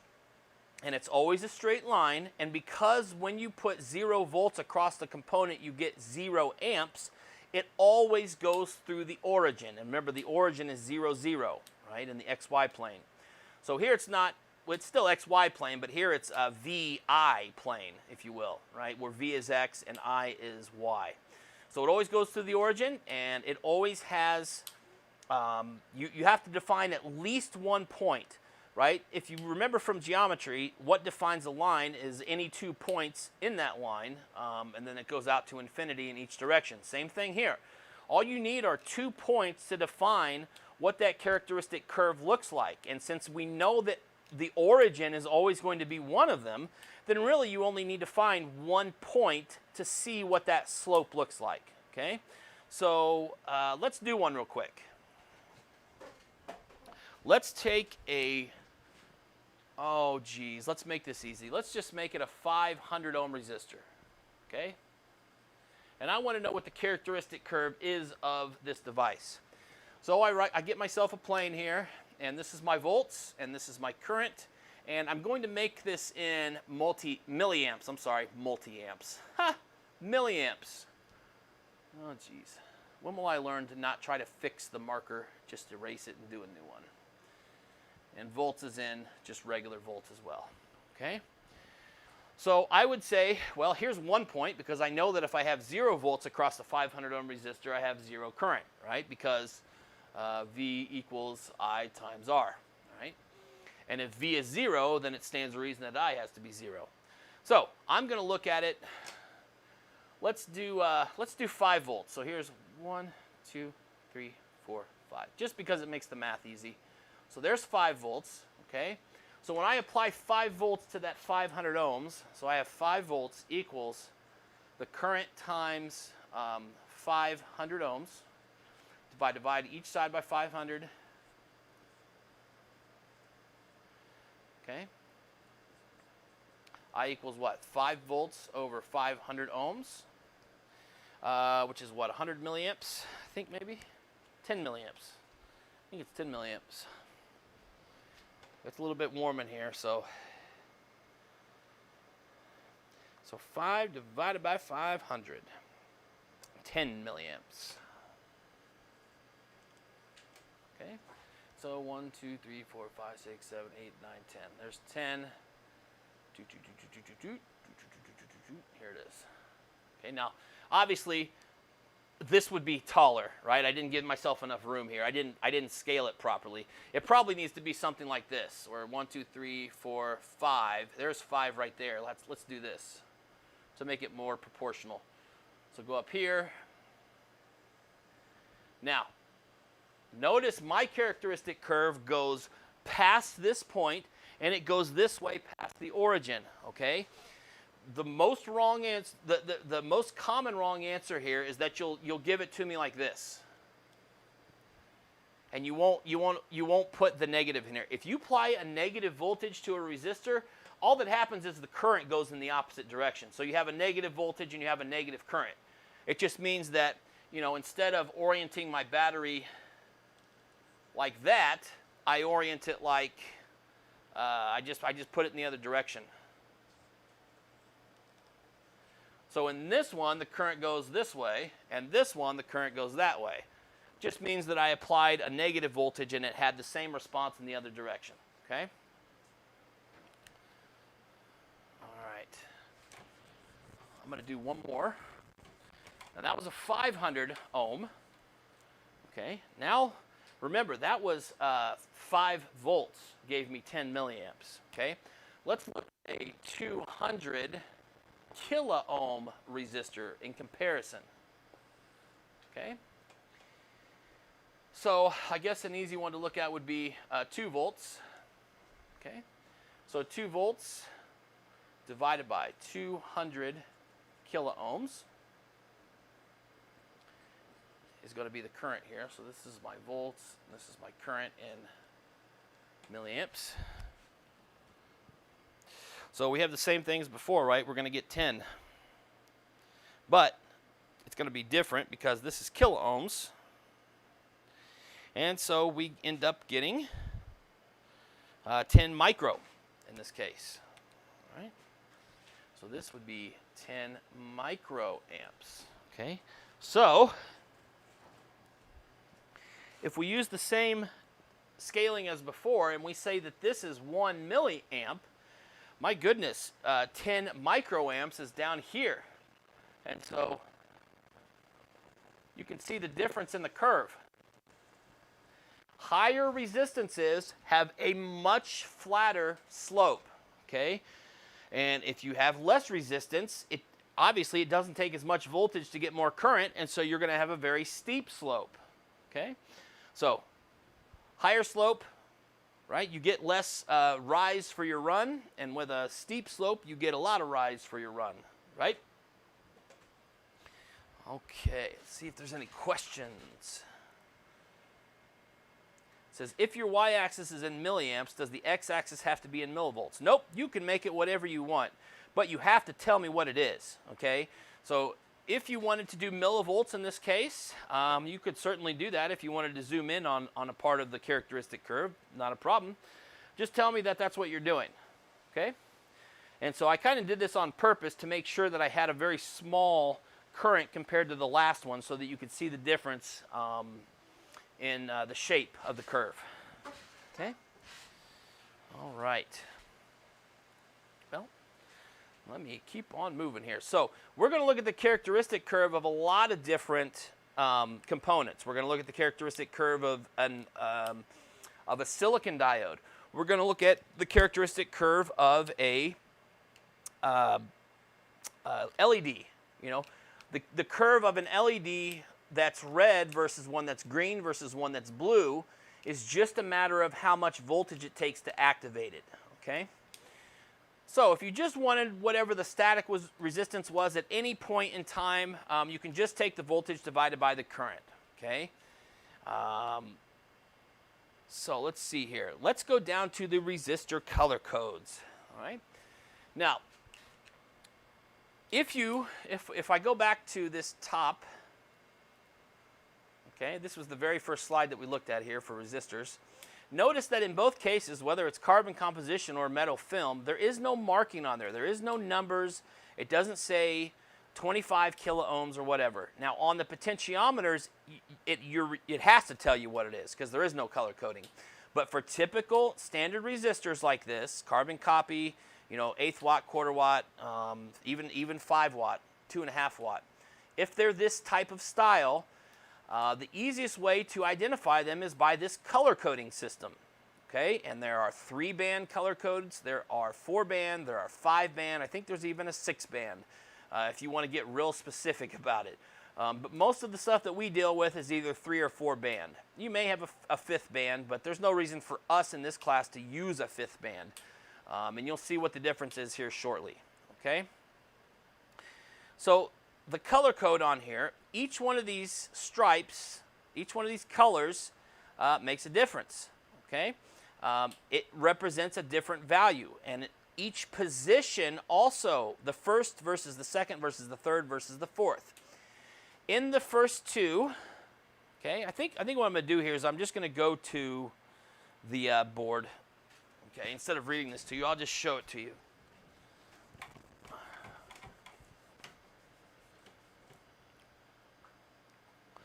All right, I have a red, green, orange, and nothing in the 4th band. So this is my first band. Here's my second, here's my third, and here's my 4th, okay? But since I don't have a 4th color, I would call this a 3-band color code, okay? And so here's what I expect for each case, all right? In the first band, it's always a digit between 0 and 9. So this is a digit between 0 and 9, okay? That red translates to a number. Same thing here. This is a digit between 0 and 9.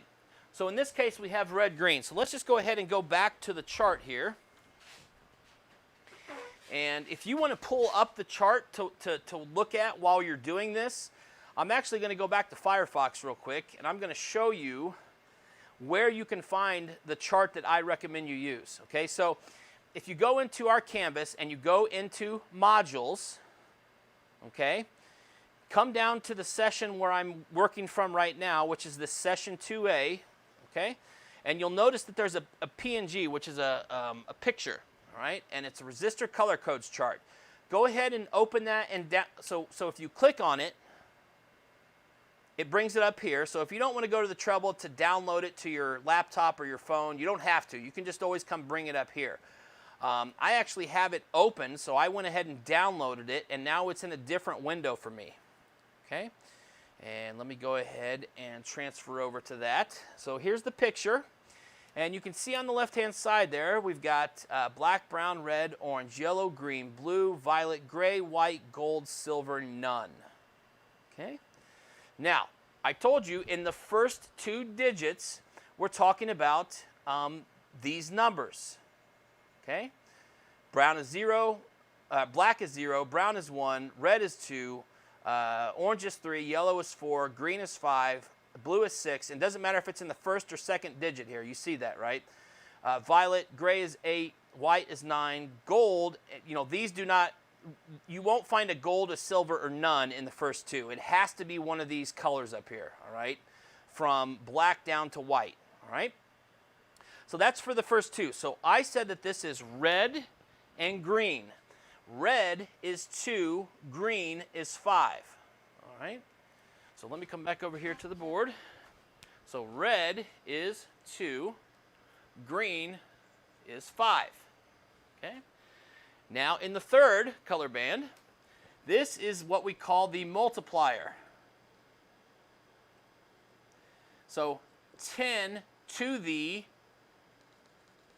And this right here, this I don't know what, you know, I don't want to put a variable name there, but whatever that exponent is whatever the color translates to.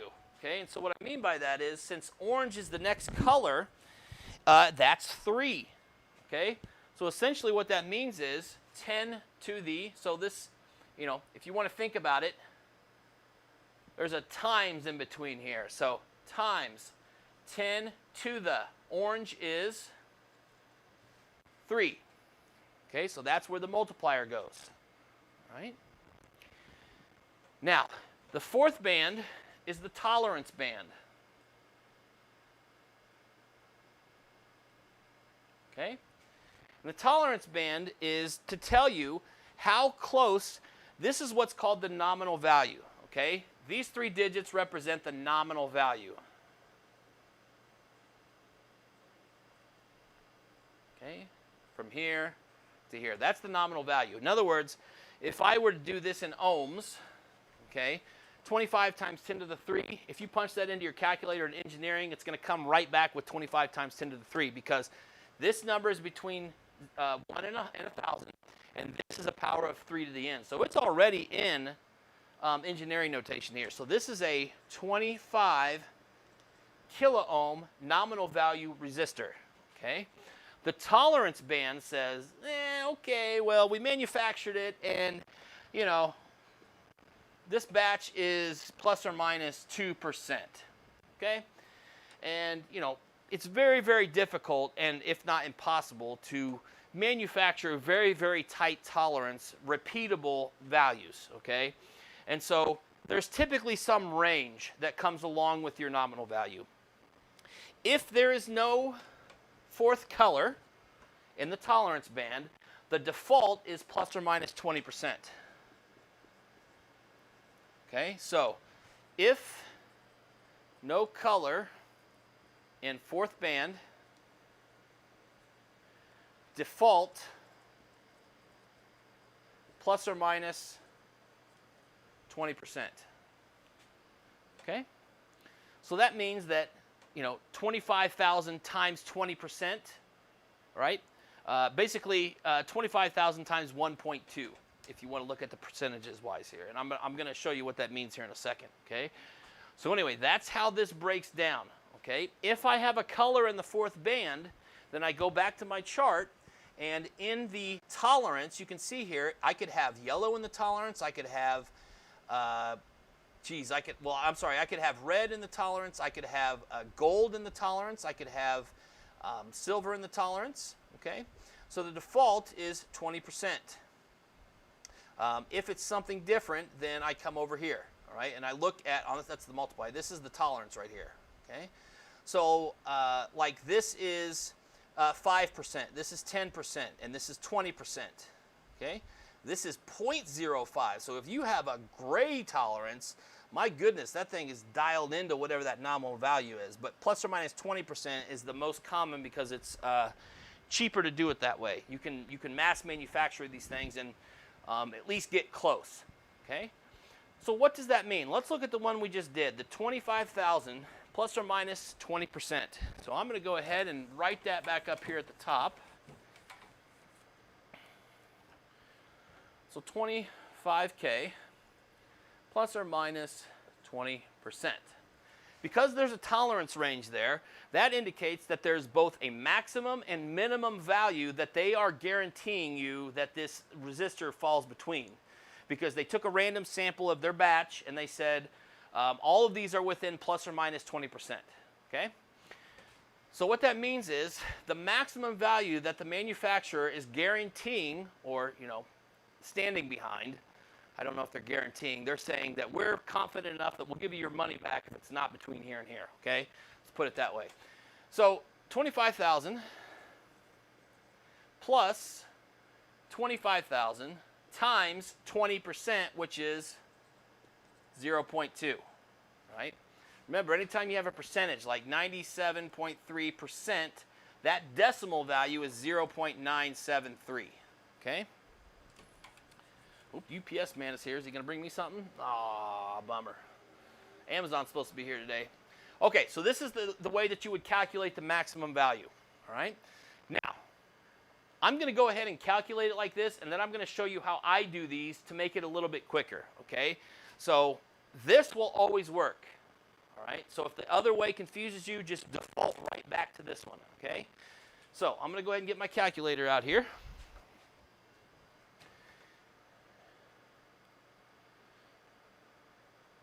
And in my industry in calibration, you know, this was my whole world: accuracies and tolerances and uncertainties and all that good stuff. So 25,000 plus 25,000 times 0.2. So 25 times 0.2 gives me 125, and so that's going to be so 25E3 times 0.2.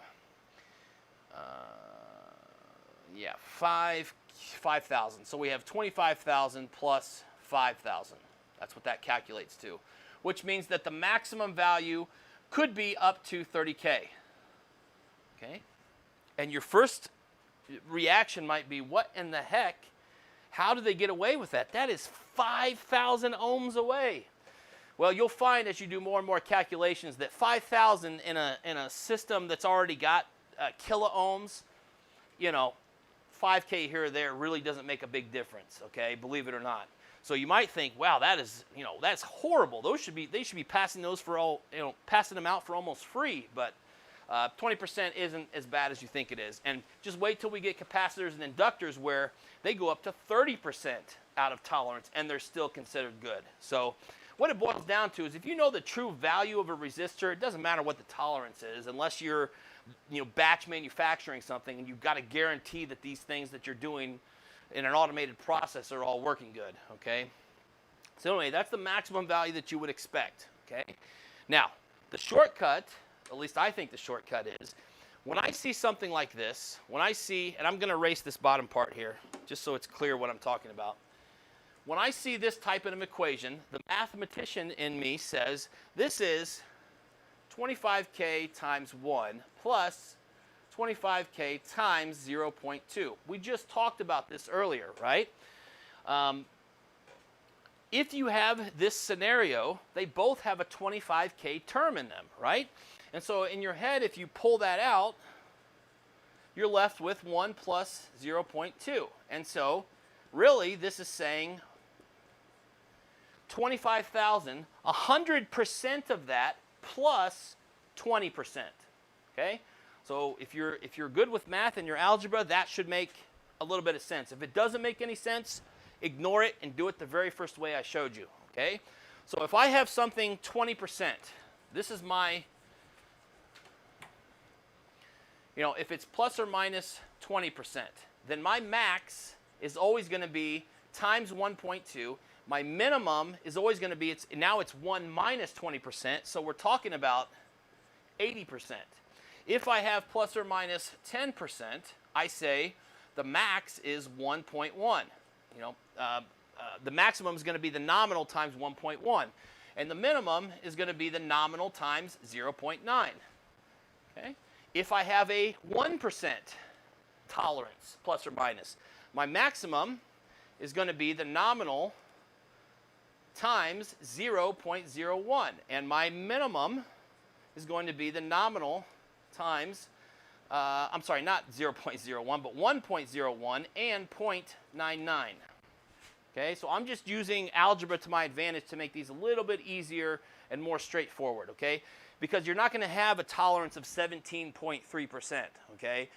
You're going to have 20, 10, 5, 1%, 2%, half a percent, and so, you know, you have maybe 5 or 6 that you're dealing with. And so if you just start to think in terms of this, I think it makes it a little easier. However, like I said, if none of this makes any sense whatsoever, there is nothing wrong with you, like when we do the minimum calculation here. I'll write the whole thing out. It's 25 kilo ohms minus 25 kilo ohms times 0.2.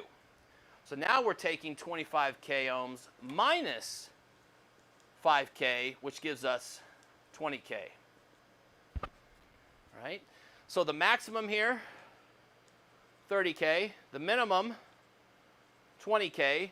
And so really, if you wanted to be explicit about it, this is 25K plus or minus 5K ohms. All right? Let's see if everybody's following in the comments here. I kind of like these because it's almost like a game.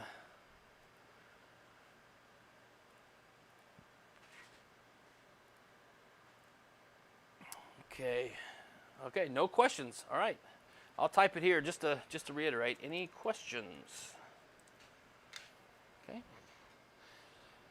Okay, let me go back. And so that's how you find the maximum and minimum and what the tolerance means. All right, so now let's do a couple more color code examples.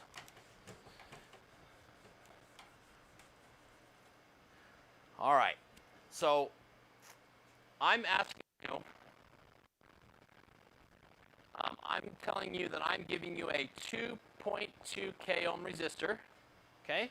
And that is a standard value, by the way, 2.2K, 3.3K, 4.7K, 1K, you know, there's all these standard values, 220, 2.2 meg, any combination of like 2233, so that would be like 330, 3.30K, 33K, 330K.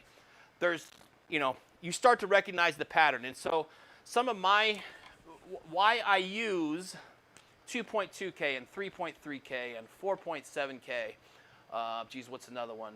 Just 1K, 2K. Those are standard values, okay? There's, I forget how many of them there are. I think there's 10 of them. And the point is that you can make any other value from those combinations. They worked out some algorithm to figure that out, okay? So what did I say? I don't even remember what I said. Well, now we'll make up another one. How about that? Well, let's do white, brown, red, gold. Okay? So I want to know three things. I want to know what the nominal value is, I want to know what the maximum value is, and I want to know what the minimum value is. Okay? So go ahead and try this one on your own real quick.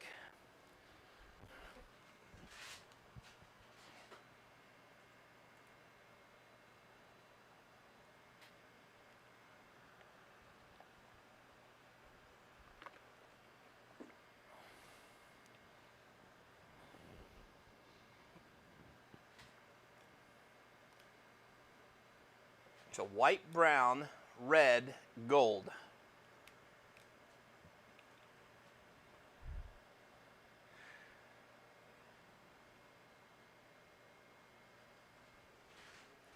Okay, if you're having trouble getting started, we can go back to the chart. And what does it tell us that white is? White is 9. Right? The second one is brown, and brown is 1. Okay?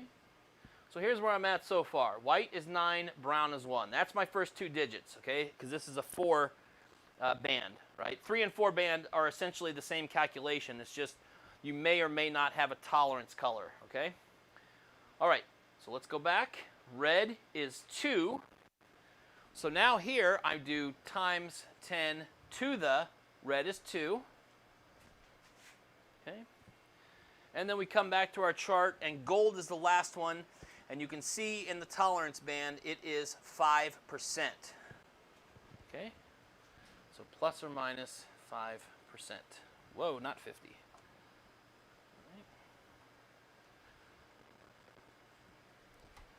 Okay, well, if I want to know what the nominal value of this is, I have 91 times 10 to the second. That is not in engineering notation. So what I'm going to do is I'm just going to type that into my calculator here. Okay. So I'm going to type in 91 times 10 squared equals, okay? 91 times 10 squared equals 9.1 times 10 to the third. So there's my engineering notation. It's 9.1 kilo ohms. Okay? So this is 9.1 kiloohms plus or minus 5%. Okay, there's my nominal value. Got that one out of the way. All right. So if I want to find the maximum value, make sure that's focused in. Oh, nope, got it checked. I can't stand it when the focus isn't. There we go. So now the maximum calculation, the way that I would do this, because it's 5%, is I would just say 9.1 k ohms times 1.05.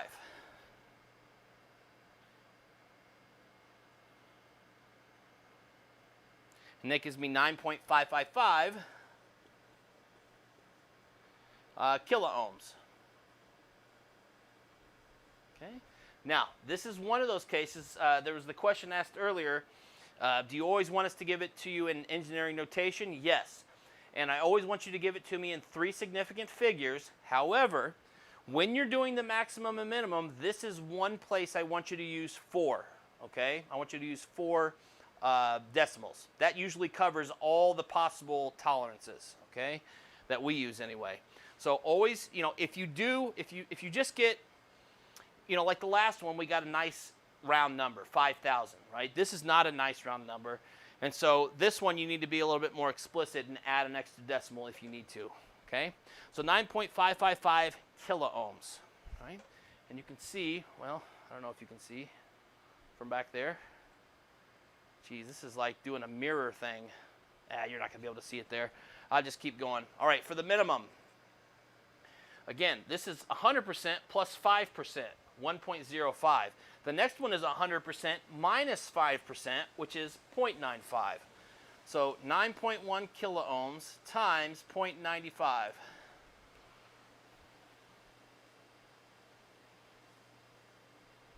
And here I get 8.645 kiloohms. All right? So that's your maximum, and that's your minimum, and that's your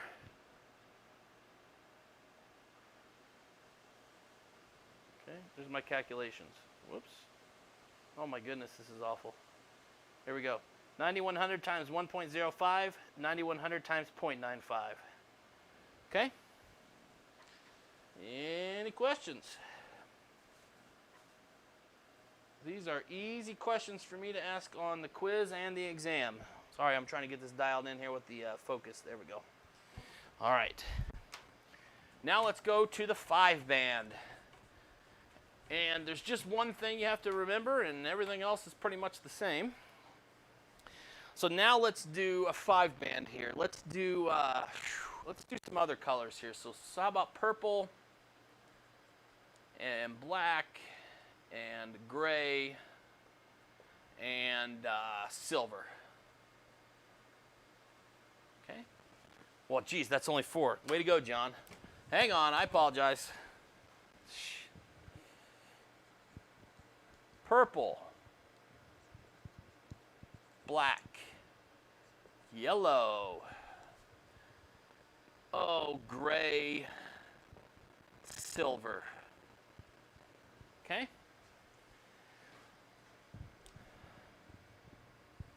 With a 5-band, the big difference is instead of having the first 2 be the digits, the first 3 are the digits. So this is a digit. This thing just keeps causing problems. So digit 0 through, well, it's not going to be 0, right? Well, yeah, it could be 0. 0 through 9. Digit 0 through 9. 0 through 9. Okay? So let's go ahead and do the first 3 of these. Let's go back over to the chart. So we had purple, black, yellow. Purple is 7, or violet, same thing. Okay? So if you're confused about American colors, I would consider violet and purple the same thing. But perhaps I should go ahead and stick with the chart name, and I'll erase what I have and call it violet. Okay? So that I'm consistent. All right, so let me switch back. So that's what I've done. I've changed the purple up there to violet, okay? So violet is 7, black is 0, and yellow is 5. Or I'm sorry, it's 4. Okay, so there's my first 3 digits, 704. Okay, now we'll go back to the chart. Oh geez, did I do one? Yeah, I did it. Okay, so you can see here, this is as tight as we get, 0.05. All right, so in the fourth band, this is our multiplier. Okay, and then over here is the tolerance again, right? So now, so that's all that happens. We just shifted one digit in the front here, but then now you have the multiplier and the tolerance still, okay? So gray as a multiplier is 0.05%, and silver is 10%. Okay, not 0.5. What am I doing here? Jeez, multiplier is 9, right? Gray is 8. Jeez. Confusing myself. All right. Sorry about that. This should be 8. So this is 10 to the 8th. And then plus or minus 10%. So 704 times 10 to the 8th plus or minus 10%. Okay, now that is not our nominal value because we're not in engineering notation yet. Okay, and again, you may notice here that you could do 70.4 times 10 to the 9th, okay? You might be able to do that in your head. If you're not comfortable doing that in your head, then just punch it into your calculator while it's in engineering mode. All right? I try to use my brain power on the concepts and let my calculator handle the calculations. So this is 704 times 10 to the 8th, okay? So here's how I have it punched in. 704 times 10 to the 8th. And I hit enter, and it comes up with 70.4 times 10 to the 9th, which is gig. Okay?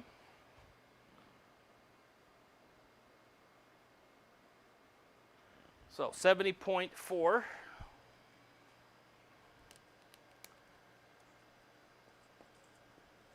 times 10 to the 9th, which is 70.4, that is giga ohms, plus or minus 10%. This is the correct nominal value with appropriate engineering notation. 70.4 giga ohms, plus or minus 10%. Okay? Any questions on that? 5-band resistors. 3rd digit. Yes, sure. Let's see. Yeah. Okay, so that's from the last one. Yep, there we go. So if you go, but yeah, he's talking about the color code chart here. So let me go back over. And so here you go. So here is this. You can see right there. All right, it says 3rd. Do you know that I've been sharing this for 5 years and I have never noticed that before? The 3rd digit? Who wrote this? Where have you ever heard the 3rd digit before? Okay, so I'm going with it, and I'm not going to change it because that's hilarious. So the 3rd digit, which I would normally, in English language, call the 3rd digit, you can see it's just a mirror image of the other two. So if you're in a 5-band, and you can see here, I like this because it points to the same one for each, right? So anyway, you can see that the multiplier here is in the 4th band, and then it's in the 3rd band here. So yeah, that's hilarious. The 3rd digit. Oh my goodness, that's funny. Okay, anybody else with anything? Okay, well, since we have it up here, we might as well go ahead and find the maximum minimum values. Why not? So the maximum, again, you could write this as 70.4 giga ohms plus 70.4 gig times 0.1, right? That's one way to write it. But I like the shorthand of saying 70.4 gig ohms times 1.1. And the minimum, 70.4 gigaohms times now 100% minus 10%, which is 0.9. Okay, so the max, let me do my calculation here. So that's times 1.1, and then that times 0.9. So I get a maximum of 77.44 gigaohms, and the minimum I get 63.36 gigaohms. Okay? So again, everything is relative in these circuits. Remember how I was saying, oh my goodness, that's plus or minus 5K ohms? Well, look at this one. You know, we're talking about 77 gig all the way down to 63 gig. We're talking about 4 billion apart, okay? But relatively speaking, if you've got this much resistance in your current, you know, what's a couple of gig here and there, okay? Any questions?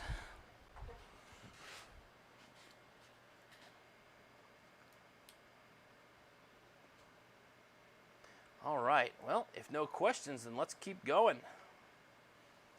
Let's just keep moving right through. So I would say that, you know, the only way you're going to get good at this is if you just do it over and over and over and over and over and over again, okay? And so I also want to point something else out that I want to tell you about now. And if we could go back over to our announcements in Canvas,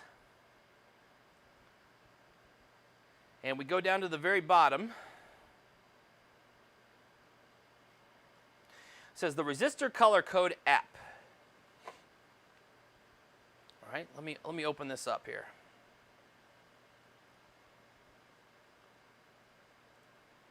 And then I will switch back over to it.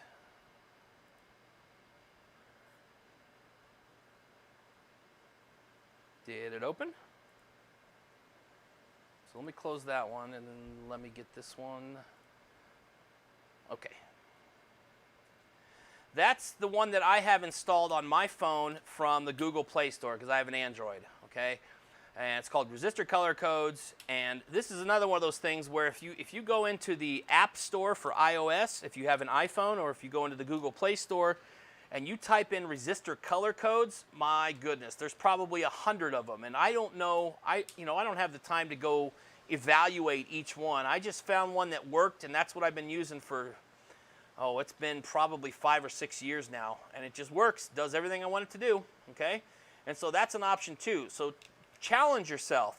Come up with your own color code, do it on paper, see if you get the right max and min, and then run this color code app and then see if it's correct, okay? And so I'm going to come back to my webcam real quick, and not a webcam, but I'm actually going to open that up right now. And this is what the interface looks like. Okay, you can actually tap on there and tell it, you know, whether you have a 5-band, whether you have a 4-band, whether you have a 6-band. It doesn't have a 3-band option because technically it's a 4-band. It just has a default tolerance if there's not a fourth color. Okay, so I'm going to type this in the 5-band and say violet, and then black, and then yellow, and then gray.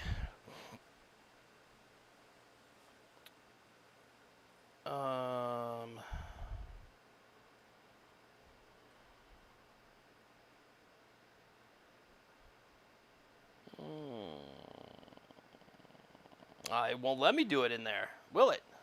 There's no gray multiplier in this. How about that?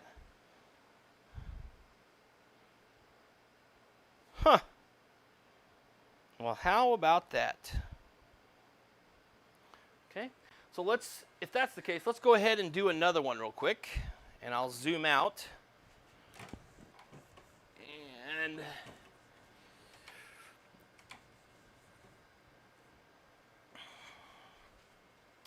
let me write the colors, and then I'll focus in on them. How about we go brown,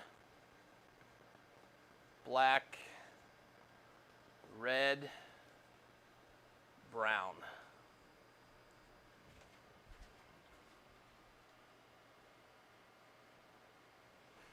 Brown, black, red, brown. Okay, so I'll move a little bit quicker this time. So brown is 1, black is 0, times 10 to the red is 2, plus or minus brown is 1%.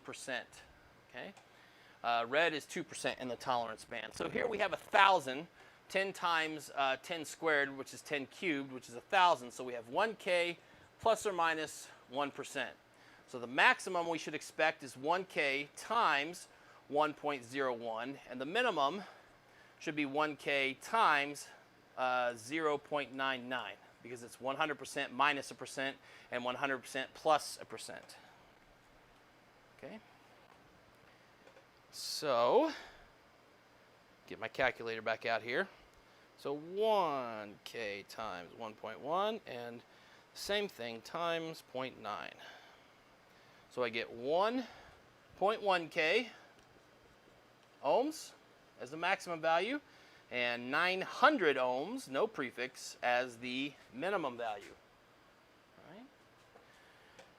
So now if I plug this into the resistor color code app for a 4-band, I have brown, black, red, and brown. Okay, so that tells me and it's a 1,000 ohm plus or minus 1%. And it also tells me a little something extra. It says this is an E6 value. Okay, so in other words, this is a this is something that you would you can directly convert into an engineering prefix. Okay.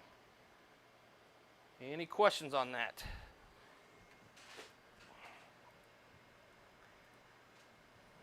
Okay, no questions so far. Very good. I will keep rolling. I feel like this stuff is pretty straightforward. You just gotta, there's just some things that we have to iron out, and then you can be off to the races. And so here's some more, the color coding charts, and here's the tolerances and stuff like that. This is the standard values that I was talking about. So the first 2 digits, what are there? There are 1, 2, 3, 4, 5, 6, 7, 8, 9, 10, 11, 12. There are 24 prefixes that you can see here that, so a 470 ohm is standard, a 180 ohm, a 1.8K, an 18K, 180K. The first 2 prefixes there, these are what they mass produce. And the point is that, if you wanted to come up with a 7K ohm resistor, right? Well, you could take a combination of these, because we'll find that if you have a series circuit, if you want to make a different resistance, you just add them together, okay?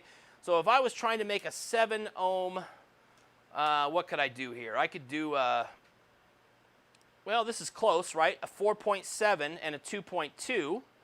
That would give me 6.9. That's pretty close. So that's the point, is that there's a way to dial in a value by using combinations of these. Okay, so hopefully that makes sense.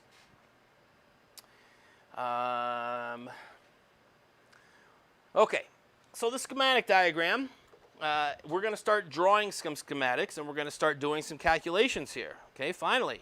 And not just resistor color code calculations either, right? But we're going to start to do some actual schematic work where we're drawing power supplies, and we're drawing resistors, and we're noting where the current direction is going and all that good stuff. We're still just laying the groundwork of what a resistor is, and if you pick one up out of a bin and you don't have an ohm meter, could you tell what the nominal value is and what its tolerance is? And you should be able to do that at this point, okay? So let's look at these different wiring conventions. And, these are nice pictorial versions of these switches, right? But normally we just use these schematic symbols over here on the right, okay? And so if we have a resistor, we always use it looks like a sawtooth wave or a triangle wave, right? Depending on which orientation it's in. For variable resistors, this one we use for a rheostat, this one we use for a potentiometer, okay? If you have a switch in the circuit, this is a single pole, single throw. That's just an on-off, right? Here's a single pole, double throw. This is an A-B selector. And then you have a double pole, single throw, where one action will turn off 2 separate lines, okay? Turn on or off 2 separate lines. So if you go to the what I call the 30,000 foot view, you get what's called the block diagram. This is what the big thinkers come up with first, right? Before you dial into the actual components, you say, okay, well, we're gonna have to have this type of a system and this type of a system that's going to drive these other things. And so you come out with the big picture, the block diagram. It's a very low resolution version of what we're talking about, right? So we can just generically say, well, what happens is a TV antenna magically sends a signal to TV receiver circuitry, and then that's magically split up to the picture information and the audio information. Each one of those is sent through a picture tube or an amplifier and then out to a screen or a speaker, okay? That is a very low resolution explanation for a very, very complicated system, very complex system, right? There's a lot that happens between that signal hitting the antenna and how it's processed, right, to get from point A to point B, all right? We are down at the board level, what I call the board level. We're down analyzing the voltages and the currents across resistors and components and things like that, okay? Now, if we were artists, we might want to draw all of our schematics like this. This is super nice, right? The switch looks like a switch, the battery looks like a battery, the resistor looks like a resistor and not a squiggly line. But we're not artists, and this takes a lot of time to do. Okay, so this is great for if you're writing a textbook and you want to write an example. Well, maybe you do this because it helps your students have some color on the page and it makes them more interested or something, whatever. But this is how we do all of our schematics because we're engineers and we're practical and we need to get this solved. Okay, so we're not concerned about what they look like. We just need to solve the problem. That's our whole goal as engineers. Okay, so in the arena of the schematic, now that we've talked about the resistor, let me talk about a different component. Okay, this is what's called a diode. And you may have heard this term before. You certainly have heard it if you've ever heard the term emitting diode, which we call LED for short. That's a specific type of diode, but this one that we're talking about here, we're just going to talk about the silicon diode, okay? This is what it looks like as a schematic symbol. This is what it actually looks like in real life, where you have one band on one end that's colored. Sometimes it's a gray band, and sometimes it's a white band, and sometimes it's a black band. Just depends. But you are marking what's called the cathode. So anode and cathode indicates that there's a polarity here. All right, that's different from a resistor. Remember, one of my tricks when I first started teaching was to tell students that they soldered in a resistor backwards just for fun. I wasn't mean about it, right? But I would tell them, "Oh, you did really great, but resistor 7, yeah, that one's soldered in backwards. Just unsolder it and then put it back in the other way." And they'd go, "Oh, okay," and then they'd walk off, and I go, I'm just kidding." So anyway, these components do have a polarity, so there is a positive and a negative side. Okay, the anode is the positive, and the cathode is the negative. All right, now, the current is always going to go from high potential to low potential, higher potential to lower potential. The anode is the higher potential, the cathode is the lower potential if it's forward biased, okay? And so the way that I remember which one is which, I use a mnemonic device. The way that I remember it goes from anode to cathode, if it's going to conduct current, is that A comes before C. Just that simple, okay? If you remember that A comes before C, you know that it flows from anode to cathode, okay, positive to negative.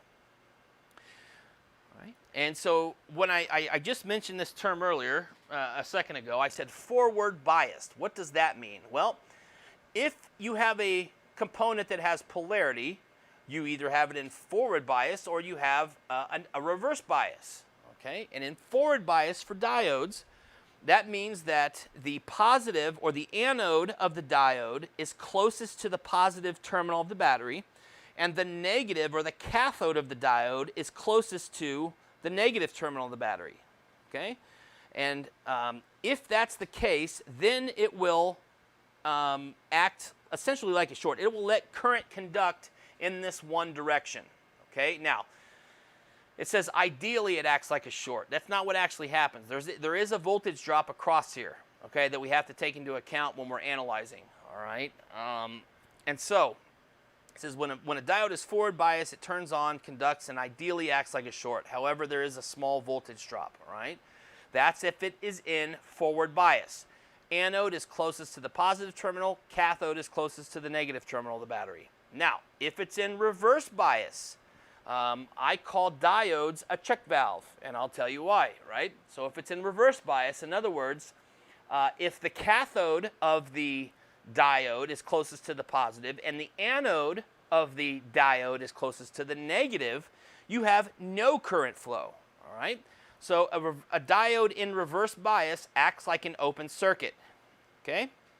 So once again, if it's in forward bias, and the current's flowing from the anode to the cathode, then you can conduct current. If it's in reverse bias and current is trying to be conducted from cathode to anode, it's not going to let it do it, right? It's going to create an open circuit, and you have zero current that will flow. Okay? Any questions on this so far? I'll keep typing it. If no questions, then that's perfectly fine. I will just keep rolling. All right, let me take a quick sip. Okay.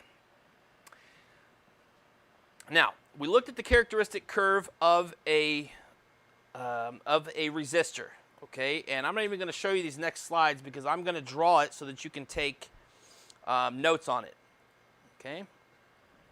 Because I want to show them on the same graph.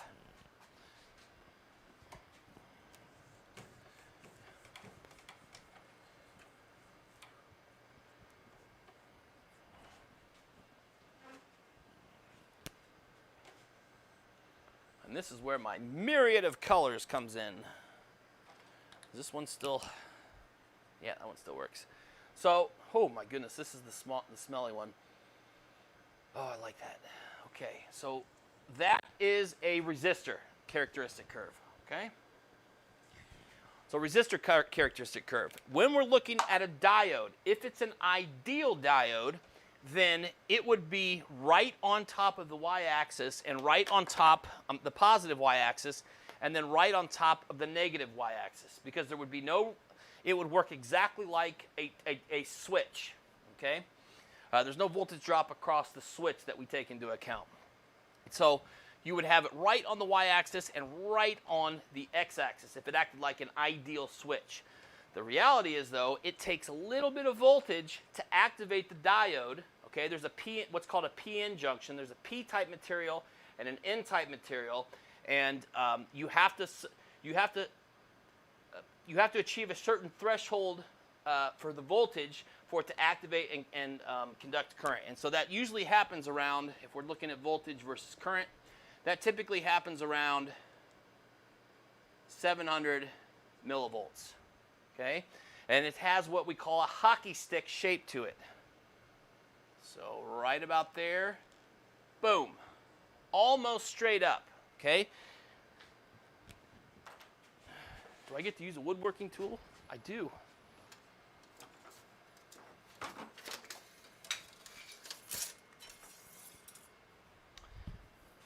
So if I go straight up from there, you can see that there's a slight, it slightly angles up, okay?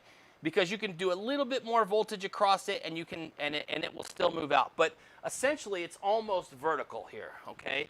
So I'm showing that there's a little bit of a lean off to the right.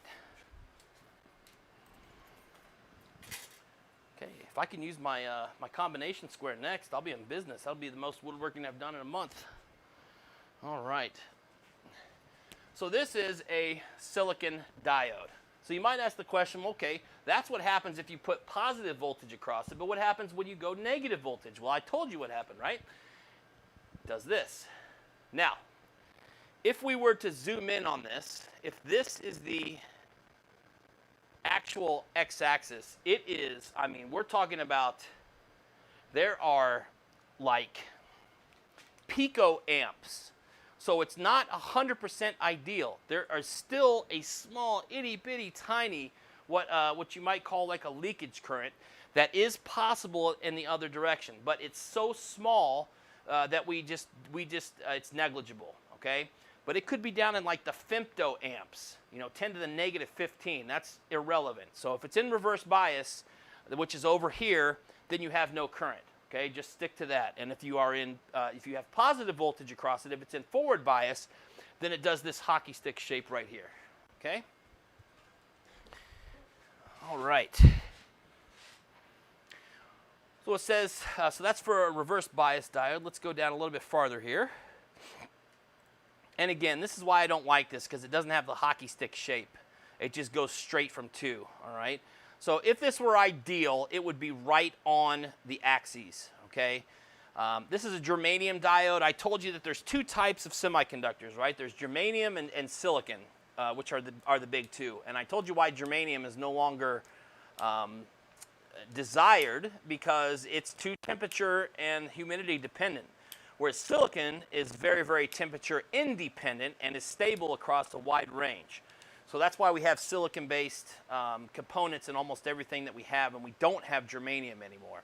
But germanium only requires about 0.2, so that's where you save a little bit of power potentially by using germanium, because you're not wasting 700 millivolts just to turn on the diode, right? It only requires 200 millivolts roughly. Okay. Now, LEDs, and we'll talk about those later, they require anywhere from 1.5 to 3 volts. Okay. So I'm going to just give you a preview into that real quick. So I said that this is the silicon diode. Okay. And I have a green here. And so the green and the red ones are down here. If we say that this is 2, and that's 3 volts, okay? And that's 4 volts, all right? So they're all going to have the same hockey stick shape. However, here's green. There's the green one, okay? And red is down here too. It's somewhere close by. There's the red one, okay? And then you have blue, which takes all kinds of voltage to activate it. It's somewhere over here, okay? So regardless of what color we're talking about, it just means that it requires a certain amount of voltage for it to activate. Now, where it's different than a typical silicon diode is that they take the PN junction of the silicon diode and then they dope it with some chemical combination, okay? And they put some doping compound on the red ones, and when you energize it, it illuminates red. And when you put 1.5 volts across the green compound, it illuminates green, all right? So it just depends on what color you have. And now they have like an amber color, and they have a few other ones, and they're working on more doping compounds because LEDs obviously are the future, right? Especially like around Christmas time. I know that I've converted all mine from incandescent bulbs to LEDs, okay? And they're coming out with all kinds of cool colors and ways that they can mess with how the light is diffracted.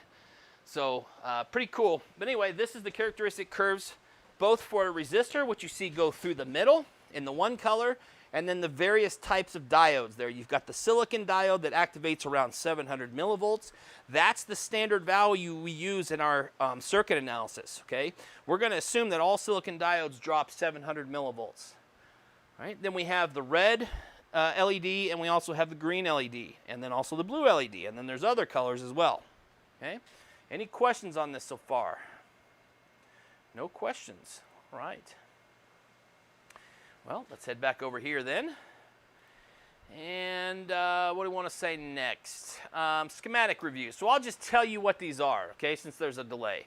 So the very first one is a power supply or a DC supply or a battery. I use them all interchangeably. Now, I do want to point something out, and I'm going to go back to the board, okay? When I do a power supply, why would you see 3 versus 1 versus 2? In other words, you might see a power supply like this, or you might see a power supply like that, or you might see one like that. Okay? If you're using a standard cell, like if this is part of some bigger project, or you work at a company and this is how you denote what powers your circuits, if you assume that this cell for a battery is 1.5 volts, okay, this kind of indicates that there's two of them in series, and so this would, would be a 3 volt, or there's multiple in here. There's two batteries that make this up, or you could say that there's 3 cells here, okay. Now that doesn't mean that this is 1.5, 3, and then 4.5. Okay, I'm just saying that you could use some justification for doing different bars. I just use the one I was taught first, and that's to always use just the double. Okay, so that's how I'm going to draw all my power supplies, where the long piece up here is the positive, and the short down here is negative. So if this is a 9 volt supply, then if I measure right here and right here, I get 9 volts. Okay? So that's the schematic symbol for that. The other one you see below it would be a variable power supply. If we were sitting in front of them at school, then I would show you the ones that we use. But they have a potentiometer on the front, and you can dial in whatever voltage you want. Okay? The next one below that is what I would call an AC power source, or an AC voltage supply. That could be a sine wave from a sine wave generator. It could be from the wall, okay?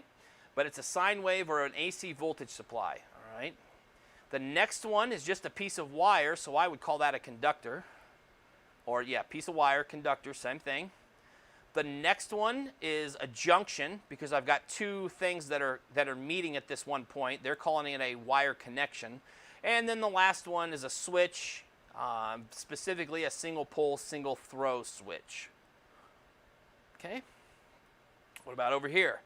Now the G, this one always stumps everybody. It's a galvanometer, okay? And we don't use these in class, but it's an analog ammeter, essentially, okay? And then underneath that, this is what we use more for the digital ammeter, and then this V is the voltmeter. Obviously, this squiggly is a resistor. This is what we use for a capacitor, right? The 2 bars like this. Looks like a normally open contact if you know relay controls. And then the inductor looks like a coil of wire, which is exactly what an inductor is, right? And then finally, we have the diode down here. Now, depending on what type of diode that you have, you take that general shape and then you add things to it, okay? And so what I mean is this. So you could have a silicon diode, and that's how you would write it. And to be specific, I usually even put on here that it's a silicon diode, okay? You could also have, that's an LED. Here's a silicon diode, okay? So that's an LED. You take the basic shape of the diode, and then you add these 2 little arrows that indicate that there's light emitting, okay? We're even going to do this one, okay? That's called a Zener diode, and we'll talk about those in the second, or towards the end of the, the second part of the class? Yeah. So just before the last third. So Zener diodes, okay? There's also ones that do this, okay, and then do this. So it just depends. It takes the general shape of the silicon diode, and then it tells you what specific type there are, and there's a symbol for all of them. But really, the only ones we're going to use are the ones you see there: the Zener, the silicon, and the LED. And right now, we've really only talked about the silicon and the LED so far. Okay. All right. And so I think that concludes this particular one. Now we're going to talk about Ohm's law. So we've already discussed it, and now we're going to start doing some calculations on this. Okay, so V equals I times R, right? And so voltage equals current times resistance. It's the basis for absolutely everything that we do from here on out, even what supports the KVL and the KCL, which are the other 2 major parts of this class. There are 3 overarching topics in this class that I would say cover everything, and that is Ohm's law, V equals I times R. The other thing that governs this class is KVL, which is Kirchhoff's voltage law, and the other one is KCL, which is Kirchhoff's current law. you can distill all the methods and everything that we do all the way down to Ohm's law and KCL and KVL. All right, those are the overarching themes of this class, even though we get into very specific methods. All right. So here's a mnemonic device if you want to use one for Ohm's law, if this is new to you. And so here, the way this works is that you say, if you want to find the voltage, you cover it up, and then what are you left with? You're left with the voltage, or I'm sorry, you're left with the current times the resistance. If you want to find the current, you cover up the current, and now you get the calculation by voltage divided by resistance. And if you want to find the resistance, you take the voltage divided by the current. Okay, hopefully everybody can see the way that works. It's just a rearrangement of the equation here, right, up at the top. But it gives you sort of a visual representation of what you're supposed to do, a quick way to do the calculation. Okay, so here's an example. We have got a 10-volt source, 10-volt DC source, and we've got an ammeter that's reading 2. I'm assuming that's whole amps because it's not telling me milliamps. So I'm assuming that's 2 whole amps. And then here we've got this 5 ohm resistor, okay, which is a green, black, gold, gold. Okay, so it's even plus or minus 5%. But that doesn't matter for this calculation. We have a 10-volt source. We have 5 ohms of resistance. And so if we go back up to the mnemonic device, 10 divided by resistance is going to give us the current, right? So 10 volts divided by 5 ohms gives us 2 amps, all right? And it's that simple. It's a plug-and-chug algebraic equation that describes the circuit. All right. Now, I'm going to do a couple of these on the board. There's a bunch more examples here, but yeah, I'm just going to do a few of these on the board. All right. So let me go back to my setup here.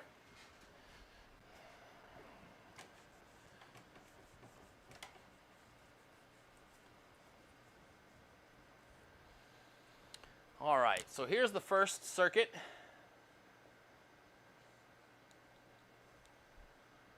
And I'm going to say that this is a 5-volt source, and I'm going to say that this is a 200 ohm resistor. And my question is, what's the current? Okay. So I know my source voltage is 5 volts. I know that my resistance is 200 ohms. Okay. And so my current is going to be 5 volts divided by 200 ohms. Okay. Punch this into my calculator here.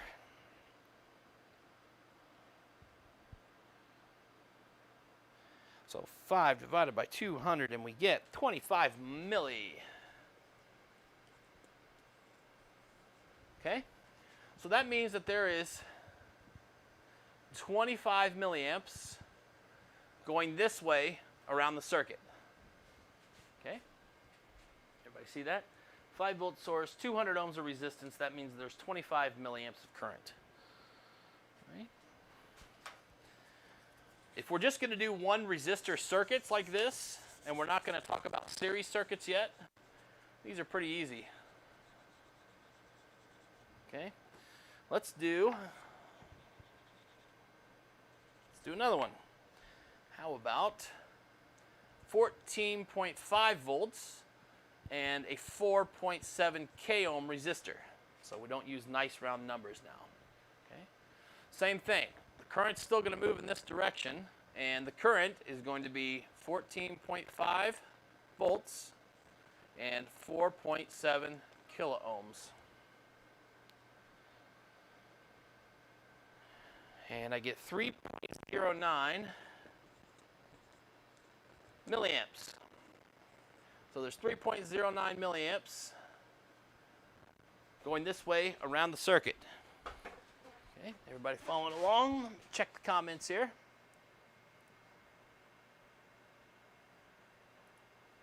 Okay, nothing so far. Again, these are super simple calculations here that we're doing. Just rudimentary understanding of Ohm's law. Okay. Let's see here. I think that's all I want to say about this for now. If you understand that right there, it's going to play right into the second part of this.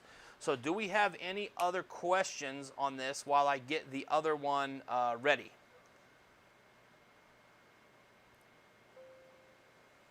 So I don't want to save that, and I want to come back over here. Okay, I'm going to go open up the second one real quick. And we're going to start doing some more actual circuit analysis now. Okay? And we're going to talk about power. We're going to talk about energy. We talked about how, you know, when we limit the current, that power has to be dissipated somewhere, and we dissipate it in the form of heat. Okay? And let's let this load up here. And we want the normal view. And that should, oh, I'm going to have to adjust this a little bit here. I love this OBS software. It's so easy to use. Okay, I think I got this dialed in now. All right, so let's move on to the next part here. And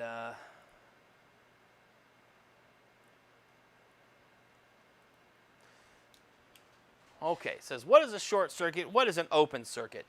Well, I think that, let me run back over here real quick, because I don't think I even said that. But let me show you.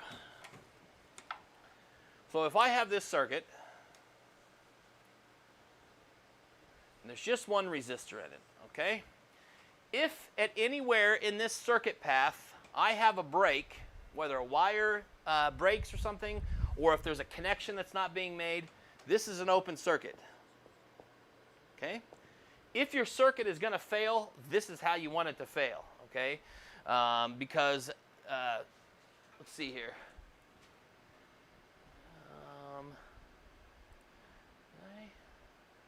Did I do the right one? This is the wrong one. What am I talking about? Hang on a second. 2 seconds.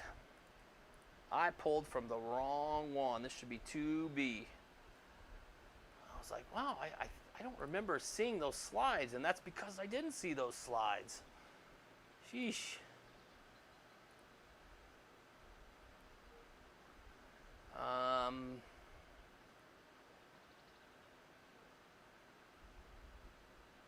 No, that is right.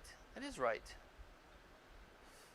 So what I'm doing is I was about to go into chapter 4. Wow, I was really on a roll there, trying to get ahead of myself. Okay, well, since I've got this up,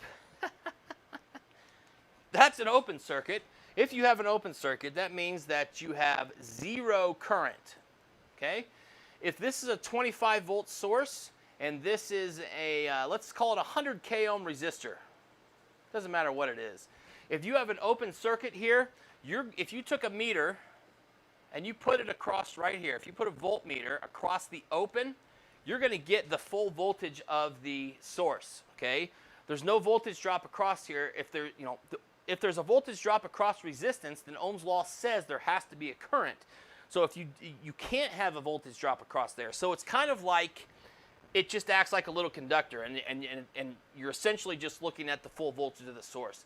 So if you had Christmas lights that were bad, if one of them went out and you didn't know which one it was, if you had a way to measure each individual bulb socket, wherever you found the full 120 volts out of the wall, that's the one that's bad.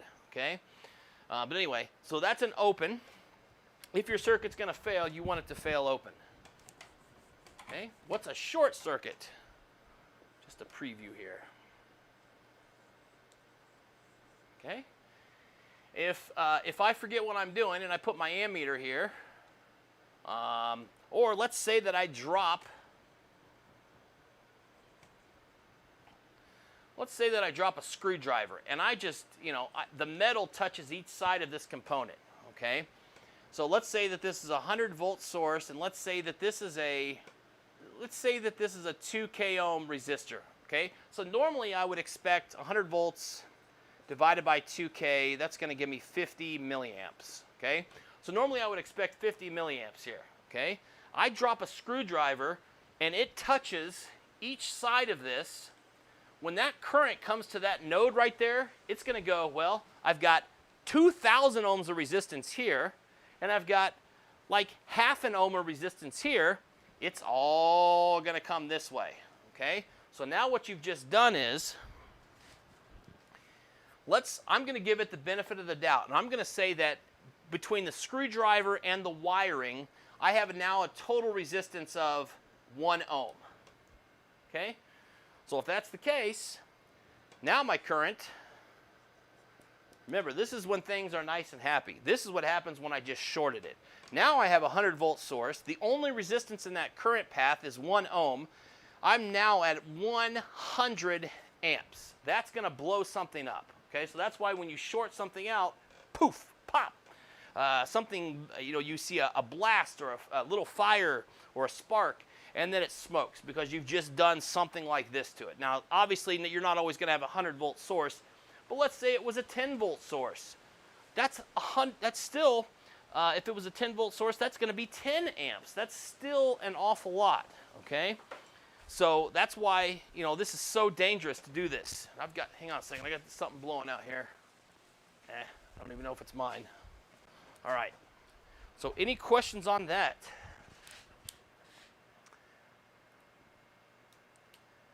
Yeah, I just covered both of those. Okay, outstanding. No questions, still no questions. All right, well, I'll tell you what. Look for the assignment for, the labs, okay? Because I'm going to have to convert those over to do we should say online labs for the first couple of weeks until you get your kit, okay? And I will take care of that. I'm going to have to work on it sometime tonight, all right? So, with that being said, let me come back over here because I'm going to go ahead and open up. If you feel comfortable with what you just did with the color codes, then I'm going to go ahead and open up the quiz for Chapter 3. Because that's what we did. We just did both parts of Chapter 3 today.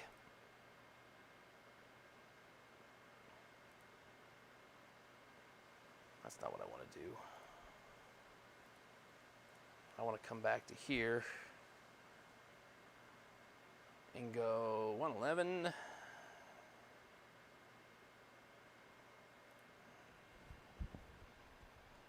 Go to the quizzes. And now I will put a due date on this.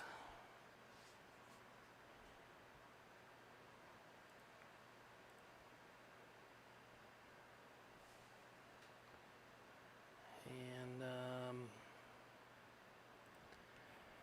so, get rid of that. Today is the 10th. We'll make it due on the 17th. So you've got a week to do that one. Okay. So a week from, let's make it actually Tuesday night so that you have it done before you get here on Wednesday. Okay. So I'm going to make it Tuesday night at midnight. So save and publish. And so this is what I always do. I come back up to the announcements.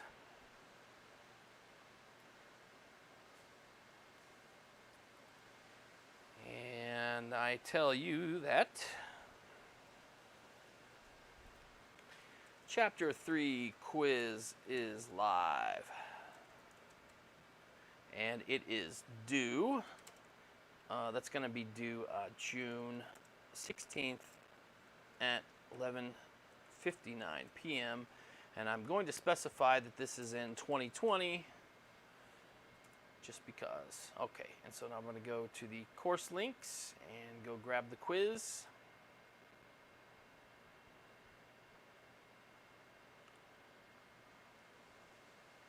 There it is. All right. So there we go.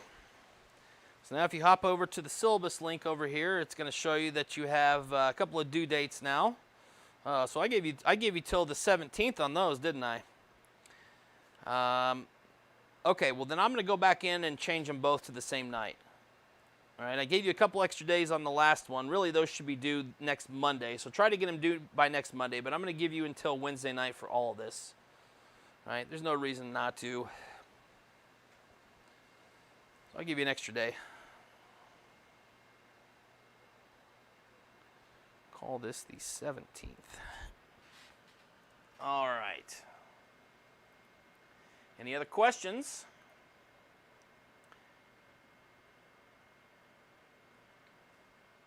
Oh, yeah, he says, I was about to say, would that blow up the current? Yeah, if you short something out and you lower the resistance so low that the current goes that high, something's going to blow up. It's not going to be good. That's why, you know, when you always hear somebody say, something shorted out, you never hear somebody say, something opened up, right?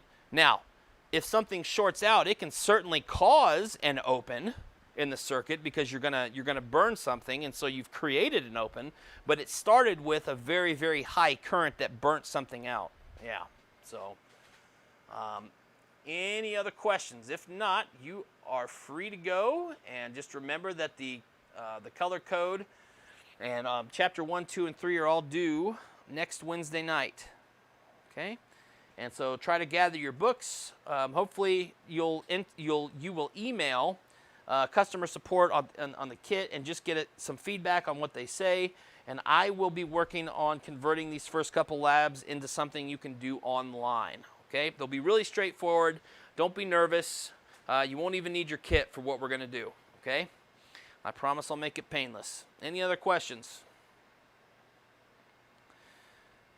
All right. Well, I will see you all on Monday afternoon. Make sure you read through the book. If you get a chance, go check out All About Circuits, and just make sure that you take those before next time we meet. Okay? At least try to do the first 2 chapters by then, and then you got a couple more days that you can do the chapter 3. But like I said, if you're confident in everything that we've talked about so far, there's nothing tricky on those quizzes. Okay? So, let's see here. It says Jordan says, I actually just got the shipping notification for the electronics kit. Oh, okay, great. So I don't know if he's still on here, but so Jordan is saying that he just got the shipping notification for the electronics kit. So there you go. If anybody had any questions on that. And so hopefully the rest of you will get your shipping notifications, and you'll have them here within a week or so. Okay? Any other questions? That's good to hear. All right. Well, you are all free to go. Have a good weekend. Stay safe. And hope everything goes well.